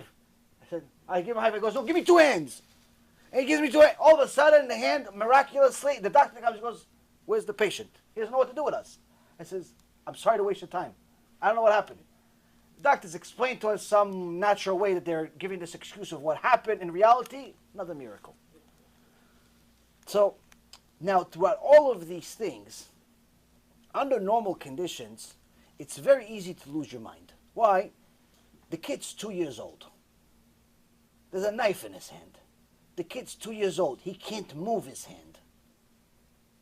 He's crying nonstop. It's very easy to lose your mind. It's very easy to start crying with him. It's very easy to start questioning God. Why'd you do this to me? Why me? Why him? He's only two. It's very easy to do all that stuff. But if you know that all of this, all of these difficulties are coming from him, from a Kadosh Baruch Hu, keep control. You're under control. You don't lose yourself. You don't lose your cool. You don't lose your mind. You don't lose hope. You don't lose anything. Why? Because you realize this has something good in it. What? I have no idea. But it has something good in it. Has something good in it. Maybe Hashem wants to show you how he controls nature. Maybe Hashem wants to show you how a lot of things happen. A lot of things that we learn in the issue. The point is, Rabotai, is that a person that's constantly connected to Hashem is going to see miracles like in front of his own eyes. Another story for you. Yesterday or the day before, Rav Ephraim gets invited to do a shiur in Netanya, in Israel. And at the same time, somebody calls the house. He's visiting his parents. And he says, listen, tell your son, Rav Ephraim, to come to my house. I want to give him some money. I want to help him out. Decent amount of money, a couple $100, which is a lot of money for them. I want to give it to him, but he has to come to my house. No, he has a shiur now. Oh, if he doesn't come, I'm not giving it to him. He has to come. I want to get a blessing. I want to sit with them. I want this. People they want to buy you, like as if you're cattle. So his father says, it's a lot of money. He says, what do you want to do? Rav Ephraim says, there's no question. I have a shiur. He goes, yeah, but it's a decent amount of money. There's no question. Rav Chaim is tzaddik, says, there's no question. No question, that's it. No question. He says, Abba, Tzad Hashem, we're going to get 10 times the amount. Well, from who? The kids? The kids, the oldest among them is 16, 17 years old. Maybe he has 37 shekels in his bank. He doesn't have anything. These are poor kids. They don't have anything. No, nothing. Hashem's going to send 10 times the amount. He goes, he has a shiur. If anybody saw the shiur or saw some of the videos we posted online, the pictures we posted online, you see the kids putting on tzitziot, taking on Shabbat, taking off earrings. Mamash doing serious tshuva on the spot. Unbelievable. Unbelievable. Later, the next day, he is sitting down with another tzaddik, his father-in-law. Ask him, what's going on with Parnassah? I heard about the story with the guy. Yeah, he didn't give. Oh, what's tough times, tough things. He goes, no, B'ezrat Hashem, everything's going to come. 10 times more is going to come. As he finishes saying 10 times more is going to come, 10 times comes. How do I know? I sent it.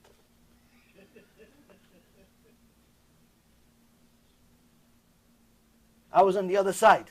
As soon as we sent it, donations and so on came.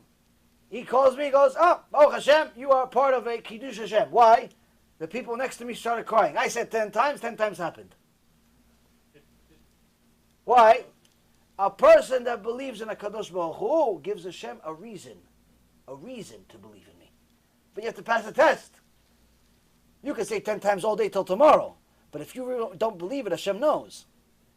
Hashem knows. What are you going to do for it? The point is, Rabotai, is the person that believes in the Kadosh Baruch Hu is going to make certain sacrifices for him. He's going to make certain sacrifices, certain things that are difficult.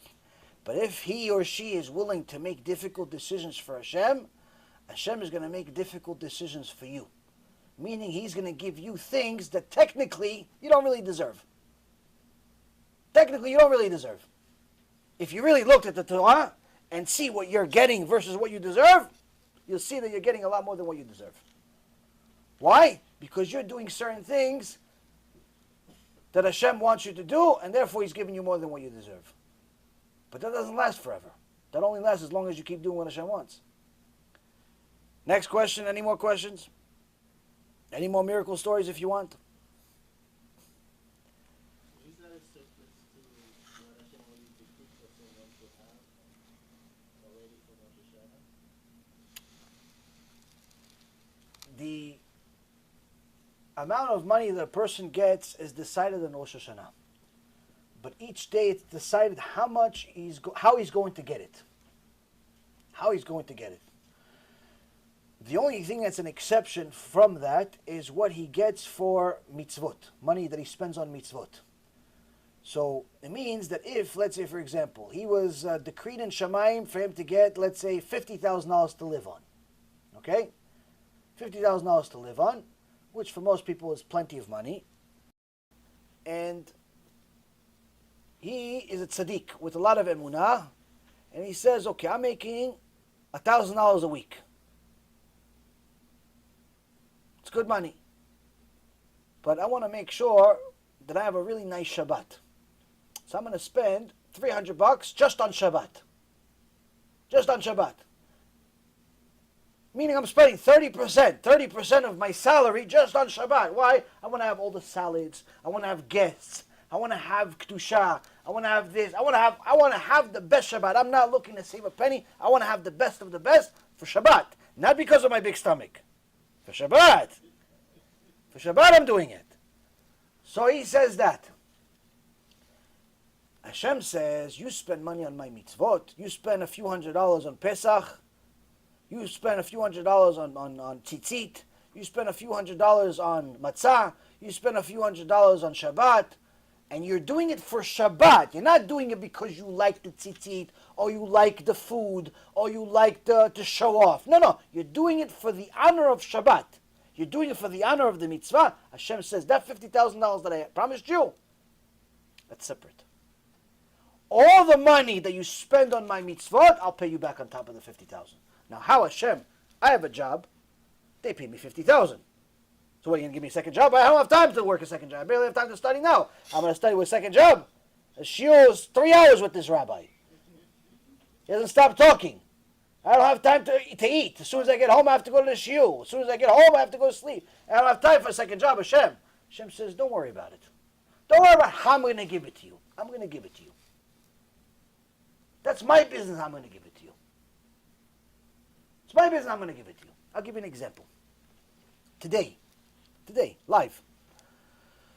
Rabbi Ephraim, Baruch Hashem, he takes his kids every time they finish a perik from the Gemara. He gives his kids a present. Why? To get the whole family, all the kids, excited about finishing Gemara, about learning Torah. So every time they learn something, that he finishes a perik in the Gemara, he says, we get ice cream. You get ice cream. Why? So the kids say, Abba, I want ice cream. Did you finish a perik? Did you finish Gemara? Why? Because anytime he says, I want to study, and the kids are interrupting, he says, you want to get ice cream? Yeah, okay, so let me study. You get the whole family excited about learning Torah. The point is, once the kids get a little bit older, 3, 4, 5, 6 years old, it's much easier than if the kid is 1.5. You can't tell a 1.5-year-old kid anything about learning. He doesn't understand. Once they get a little older, they start communicating.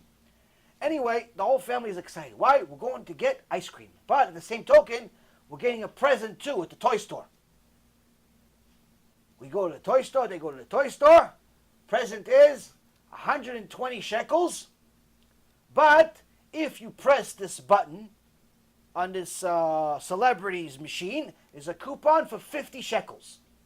Just for argument's sake, $120, but it's a $50 coupon. $50 coupon, meaning now $120 becomes, you buy it for $70. For somebody that makes not much money, $50 is a lot of money.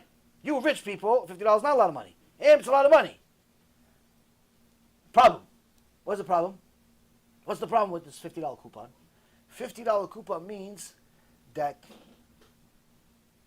somebody, one of the daughters, the mom, or Rabbi Ephraim, somebody in the family has to press a button on a celebrity that's immodest. That's it. It's not the real celebrity. The human being is in Hollywood somewhere. But in the store, there's like something that has a button on it with the picture of the celebrity. And if we press it, we get $50. And we want to get the toy. And we get $50 off. But we have to press it on a machine that has an immodest picture on it. Which one of you doesn't press it? What are you going to say? I'll close my eyes and I'll press it 5 times. Press it, right? Bro, it's just a machine. It's not really the real person. That's the difference. Rabbanit says to Rabbi Ephraim, we're not pressing this button. Rabbi Ephraim says, what's the question? What's the question? We're going to benefit from something that's against Hashem? No coupon. So it's $120 instead. Hashem will pay for it. Hashem will pay for it. They get the toy, Okay, now it's time to go get ice cream. So Ima Rabbanit Sarah goes to the store to go get ice cream. She comes back to her fire, says, oh, here's the ice cream and here's the 50 shekels that I found on the way here. The coupon! I found it on the floor, the $50. But this time it's cash, not a coupon. 50 shekels. On the way here. Why? Because you didn't press a button. Why didn't you press a button? Because you believe that HaKadosh Baruch Hu cares about what? The button. He cares about the button. He cares about everything. It's all a test. It's all a test. If you believe in Him, you'll care about the button too. If you don't, then you'll say, oh, close your eyes, pretend like you care. That's what the Gemara says. Gemara says somebody that knows that there's a bunch of immodest women on one road, and another road, no immodest women. And he has to get to the end of the road. On the road of immodest women, it's very short, 2 minutes. On the road with nothing, it's an hour. So he says, you know what? I'm going to go on the 2-minute road because I'm going to be able to save. With that hour that I'm saving, I'm going to learn more Torah. Yeah, what about the immodest women? I'll close my eyes. I won't look at them. Gemara says he went on the road 2 minutes, closed his eyes the whole time. What do you guys think of him? He closed. I didn't see one woman. He didn't see one woman on 2 minutes road, and he learned Torah the whole time. He learned Torah the whole time. The other, he saved himself an hour. What do you guys call him? Tzaddik, right? He's a nice guy. Should be given Mashiach Torah, no? Gemara says, Rasha'u. Rasha. Wicked. Why wicked? What gives you the audacity, the gall, the guts to think that you're going to overcome your Yetzirah? To think that you're going to actually survive this 2 minutes without opening your eyes. So you passed once. What do you think? You're going to pass every time? The only reason the Yetzirah lets you win once so you can lose the second time. And bigger. You think that you can play with the Yetzirah like that? You're Rasha. You're taking a chance with your own life. Better you walk an hour on a road with no immodesty than 2 minutes closing your eyes with immodesty. Don't take a chance with your neshama. Yes? If everything happens for a reason, Yes? why did the Holocaust happen? Fantastic question. In a few weeks, we're going to have a parashat Shavua called Parashat Bechukotai. There are 2 parashot in the Torah that give very, very vivid details that, aside from being petrifying, are quite familiar to us in today's world because they sound like the Holocaust. One of them is Parashat Bechukotai, and the other one is Parashat Kitavo. Meaning that what Hashem describes here, if you didn't know this was 3,000 years ago, you'd say, oh, this is 70 years ago. This is the Holocaust. So Hashem says, in these 2 parashot, if you do what I said, if you follow my laws, אם בחוקותיי תלכו, ואת מצוותיי תשמרו, ועשיתם אותם, ונתתי גשמכם בעיתם, ונתנה הארץ יבולה, ועץ השדה ייתן פריו. If you will follow my decrees, and observe my commandments and perform them, then I will provide your rains in their time, meaning you'll get the money that you need, all the sustenance you need exactly when you need it. You won't have any struggles, any famine, any hunger. The land will give you produce, the trees and fields will give you fruit. And then he continues to say that your enemy will be scared of you and run away from you. You'll win every war. 5 of you will pursue 100, meaning that 5 of you can kill 100 people, which is amazing. So, if you do everything that I say, you're going to have this world turn into heaven. And he gives 13 different blessings that we get as a result of following what he says. On the other hand, on verse 14 in this parasha, he starts 49 different curses that he gives us if we don't follow. And he says, V'im lo tishmeu li, meaning the opposite. Here you heard me, you did what I said, this is what you're going to get the reward. On the other hand, if you don't follow my decrees, and you will not perform my commandments, and you will consider my decrees loathsome, and if you reject my ordinances, not only are you not going to listen, you're going to consider them annoying, boring, you don't feel like doing it, and so on. Then he starts telling us about all the punishments in this world that we will get. And when you read the details of the punishment, you will see a depiction of what happened in the Holocaust. So much so to the detail where it says that regardless of how many we are and what weapons we have, our enemies will always win. Regardless of what wisdom we have and what brilliance we've attained, we will reach a level lower than animals, to the extent where it says, "Ve'achaltem besar benechem ubesar benotechem tochelu," that you will get to such a level of hunger that you will eat the flesh of your sons and the flesh of your daughters. People will become cannibals. Now you're going to say, okay, this is scary, but when did this happen in the Holocaust? If you look at the history books, the real history books, not the fiction stuff that they give you today in schools, the real history books of what really happened, you'll see that some of the testimony that's not really known very well among most people, especially Americans, is that the real testimony of the people says that all of this came true in a worse level than you could imagine. They starved the people so much that when they were going on the trains and sticking everybody into one cart, a lot of people would die.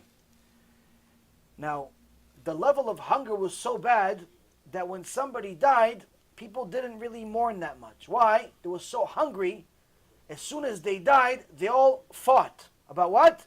To get the liver. To get the liver so they could eat something finally. They haven't eaten in days. Another time, there's one of the books talks about how the evil Nazis fooled the people into eating their own children. I have a whole lecture about this if you want to know. Point is that everything that Hashem says He would do if we don't follow happened in the Holocaust. So the only answer that's available, that's true, that's genuine, that's Torah, of why did the Holocaust happen? Because we didn't follow Hashem. That's the answer. Where was God during the Holocaust? The answer is He's the one that did it as a result of us not doing what He said. Now, when we do what He says, we get good. But if you look at the entire history of Am Yisrael, from the time of Egypt all the way to now, you'll see that we've had very high highs and very low lows. We reached the highest level in many different countries, and then a pogrom would happen, a inquisition would happen, a disaster would happen, and millions would be killed. The Holocaust is not the only event that's ever happened where millions of Jews were killed. It's just one of many. It literally happens every generation. That's what you actually said in your Agadah at the beginning. We said that Hashem created the world in such a way where every generation somebody will try to destroy us. Why? Because if Hashem does not use the world in order to get us back to becoming righteous Jews, He'll lose us altogether. We'll become like them. So when we do good, Hashem gives us good in this world and the next. When we do bad, Hashem has to send us a punishment, not in order to, He doesn't benefit out of punishing us. He doesn't get a pleasure out of punishing us. But sometimes you have to slap your kid in order to get his attention. Because if you don't get his attention, he's going to put his hand in the fire. And once he puts his hand in the fire, it's already too late to get his attention. You understand? Once he already jumps, he says, oh, but what's going to happen if I jump? Well, if you jump, you're going to die. No, let me see. You give the kid a nice slap, he's going to remember you next week. Why? Because you cannot allow the kid to keep playing with his life. Because if he really jumps, that's it. There's no more slapping him. He's going to die. If a Jew continues to violate Shabbat, if a Jew marries a non-Jewish woman, a Jew marries a non-Jewish man, a Jew continues to eat non-kosher, a Jew continues to go in against Hashem, eventually he becomes a goy.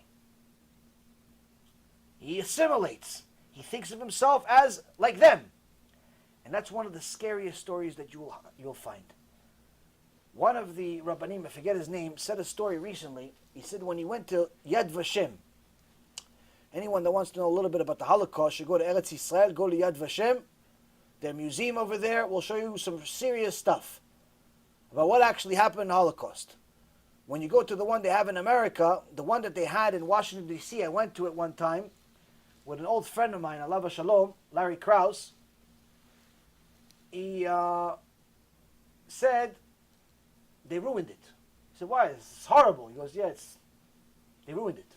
So why did they ruin it? We went to a Holocaust Museum in Washington, D.C. We had a case, and we had to go there. Anyway, while we had a break, we went to the museum. So I said, why is it bad? He says, when I came to this museum, this Holocaust Museum in Washington, D.C., he said, I came to it a couple years ago. They had the real stuff. They had the real stuff here. They had the real stuff. Now, they made it politically correct. Now, they lowered the viciousness. Now, it's all like, yeah, it's bad. It's no good. Holocaust is no good. But why? The Arabs across the street complained. The Arab embassy across the street complained that about the Holocaust. So what happened? The museum toned down what happened in the Holocaust. They start removing certain exhibits so you don't see what really happened in the Holocaust. So you go to the museum, some of them, it always looks bad. I mean, millions of people died. But they're not going to show you a lot of the gruesome stuff. The stuff that really happened. But you go to Yad Vashem and Eretz Yisrael, you're going to see some more. You read some books of actual things that happened. You watch some documentaries and see how they shovel the bodies. You see what happened, you see what really happened. It's very different. And you'll see all of it is described in the Torah. All of it. All of it is described in the Torah. Why? Because HaKadosh Baruch Hu said, if ve'alachtem imi bekeri, ve'alachti imchem bechamat keri. You start treating the world as if everything is nature, as if everything is by chance, as if everything is by luck and it's not God, I'm going to show you that it is God. I'm going to do things that are so unnatural, you're going to know only God can do this. And many, many horrible things happen at that time. There are many horrible things that you guys probably never heard of, and most people never heard of, that happened even after the Holocaust. There was another Holocaust. Another Holocaust that people don't really know about, that happened after the Holocaust. But that Holocaust happened in Eretz Yisrael, inside Eretz Yisrael, where the Zionist criminals killed countless people, especially Sephardic Jews, especially Yemenites. Anyone that wants to know, there are many documentaries, trials, and all types of videos about it. I mean, the overwhelming majority of it, if not all of it, is in Hebrew, but there are countless trials that have taken place in recent years uncovering the massacre of a people because of racism, because of anti-Torah attitudes, and the stuff that some of the Zionists did make the Nazi Germans look good. Meaning, 1 minute the Nazis are killing us, 3 days later the Zionist Jews are killing us. But most people don't know about this because it's been hidden under a carpet for a long time. It's out now, but most Americans don't talk about it, don't know about it, don't care for it, don't teach it. But it's true. A lot of people died. A lot of people died. A lot of people were killed, murdered, sold as tests. They kidnapped babies, all types of horrible, horrible things. Maybe one day we'll do a lecture about it. But the point is that this too was part of the hand of Hashem. All of it. Everything is the hand of Hashem. And you see the same thing happen in the Spanish Inquisition. Before the Spanish Inquisition, We were the leaders in Spain. Roman Empire. We were top notch at the time. Greek Empire. We were the best of the best. Every country that we had this, we were always really in a good situation before the massacre started. Why? Because the higher we got in materialism, the further we got in spirituality. And in order to save us, Hashem sometimes has to hit us. That answer your question? Who gets the best question of the night? You do? What'd you ask? Why eat kosher? Why we eat kosher? That's actually a pretty good question. Also, the mikveh on the dishes. Mikveh dish is also a good And question. also the nest. Thank you. Okay, that's 3 questions. No, give me. Anybody else have more questions? Yeah, go ahead. Why does God allow us to make mistakes? Bad. Because we have free choice. If He did not allow us to make mistakes, then it would defeat the purpose of the creation. Meaning, if you were like a robot and you're always good, then why should I reward you for doing something that I programmed you to do? But if you choose good, then you deserve an award.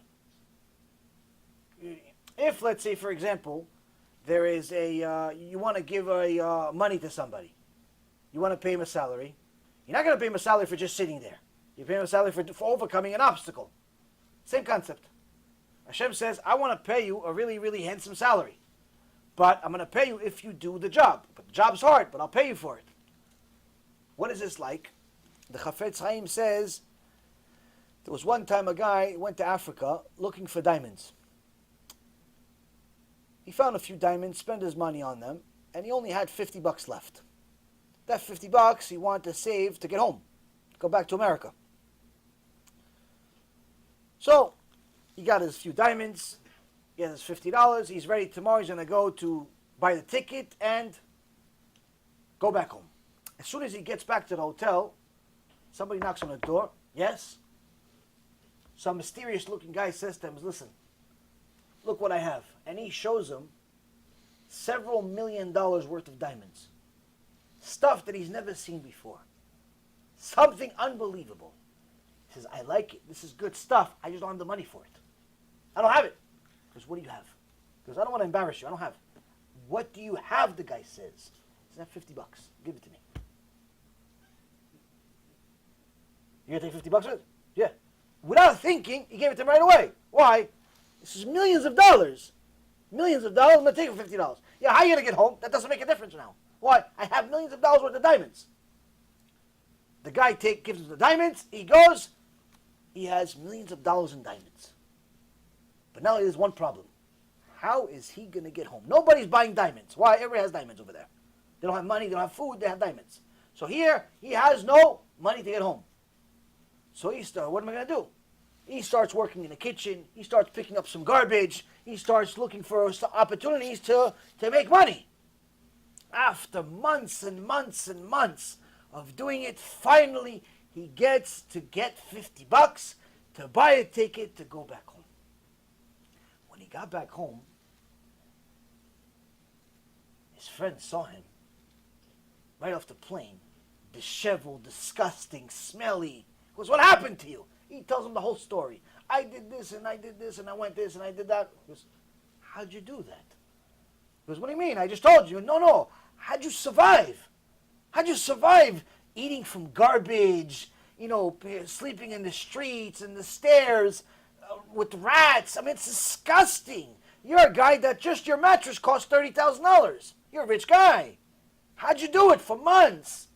He says, to be honest with you, I wanted to kill myself a bunch of times. I couldn't do it.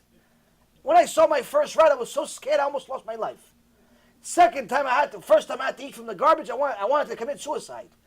But you know what? Every time I got to that line, every time I got to that breaking point, wait, hold on a second. Took the box out.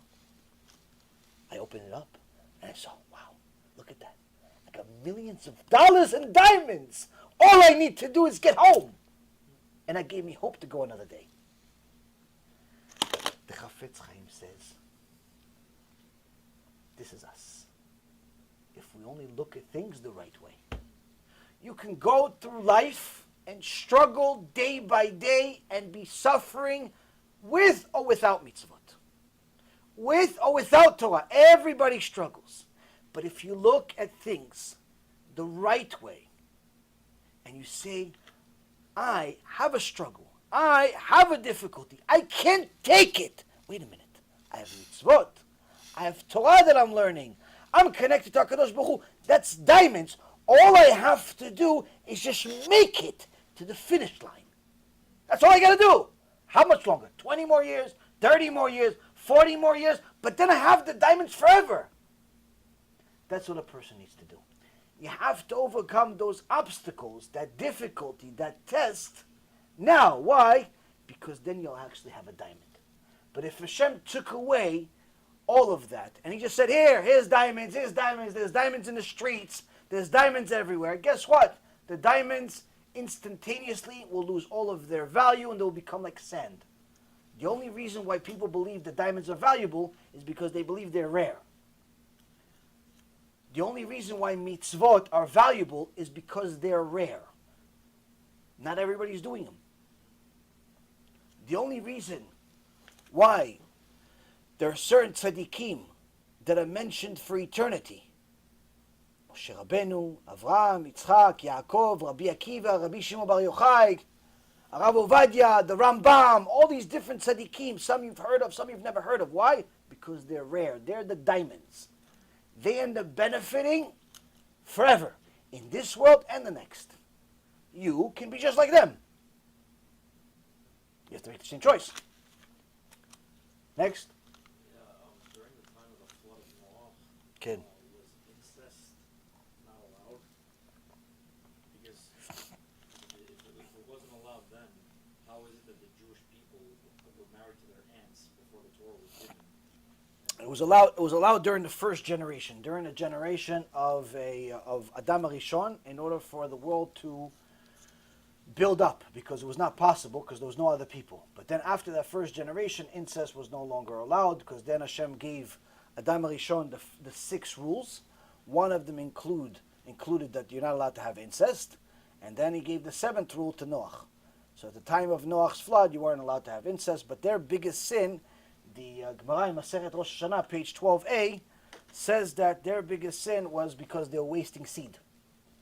So the Gemara actually says, Baruch Hashem, have it open here, says that the Amar Rav Chizda, berotchin kilkelu u berotchin nidonu. That the generation of the flood, with a boiling substance, meaning with semen, they acted corruptly, and therefore with a boiling water they were punished. Meaning that when a person warms himself up, when a guy warms himself up and then ejaculates semen inappropriately, meaning it's not for the purpose of reproduction, Hashem calls it wasting seed.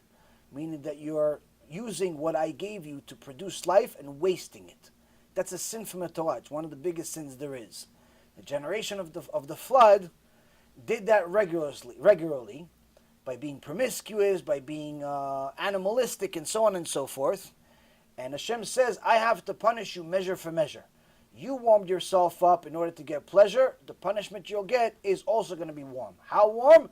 Also liquid that's warm. And the water of the flood boiled to the point where it literally melted their bodies and bones.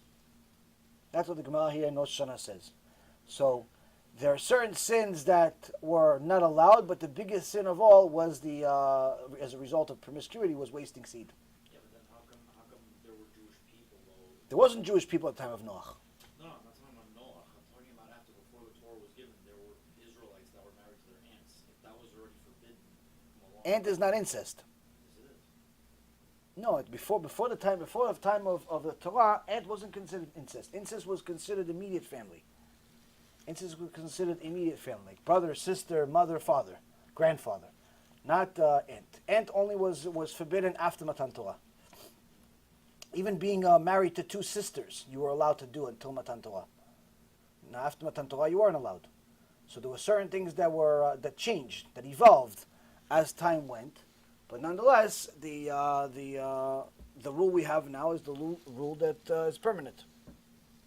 And I have another question. If the water was boiling hot, why were the people still laughing at Noah when the water was up to their knees? It wasn't hot right away. What? It wasn't hot right away.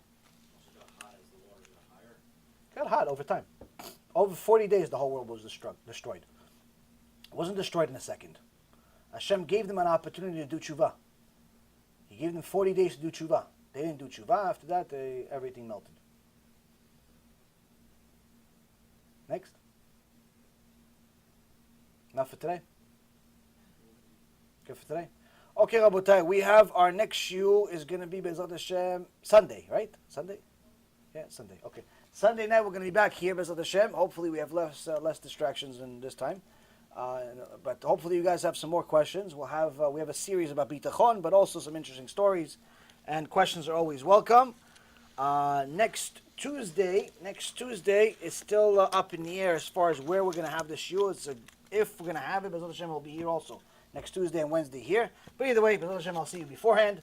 Log on to the website to see the calendar, www.be'ezrathashem.org, or the Facebook page. You could just type my name, or you could just look at one of these CDs and follow the instructions over there.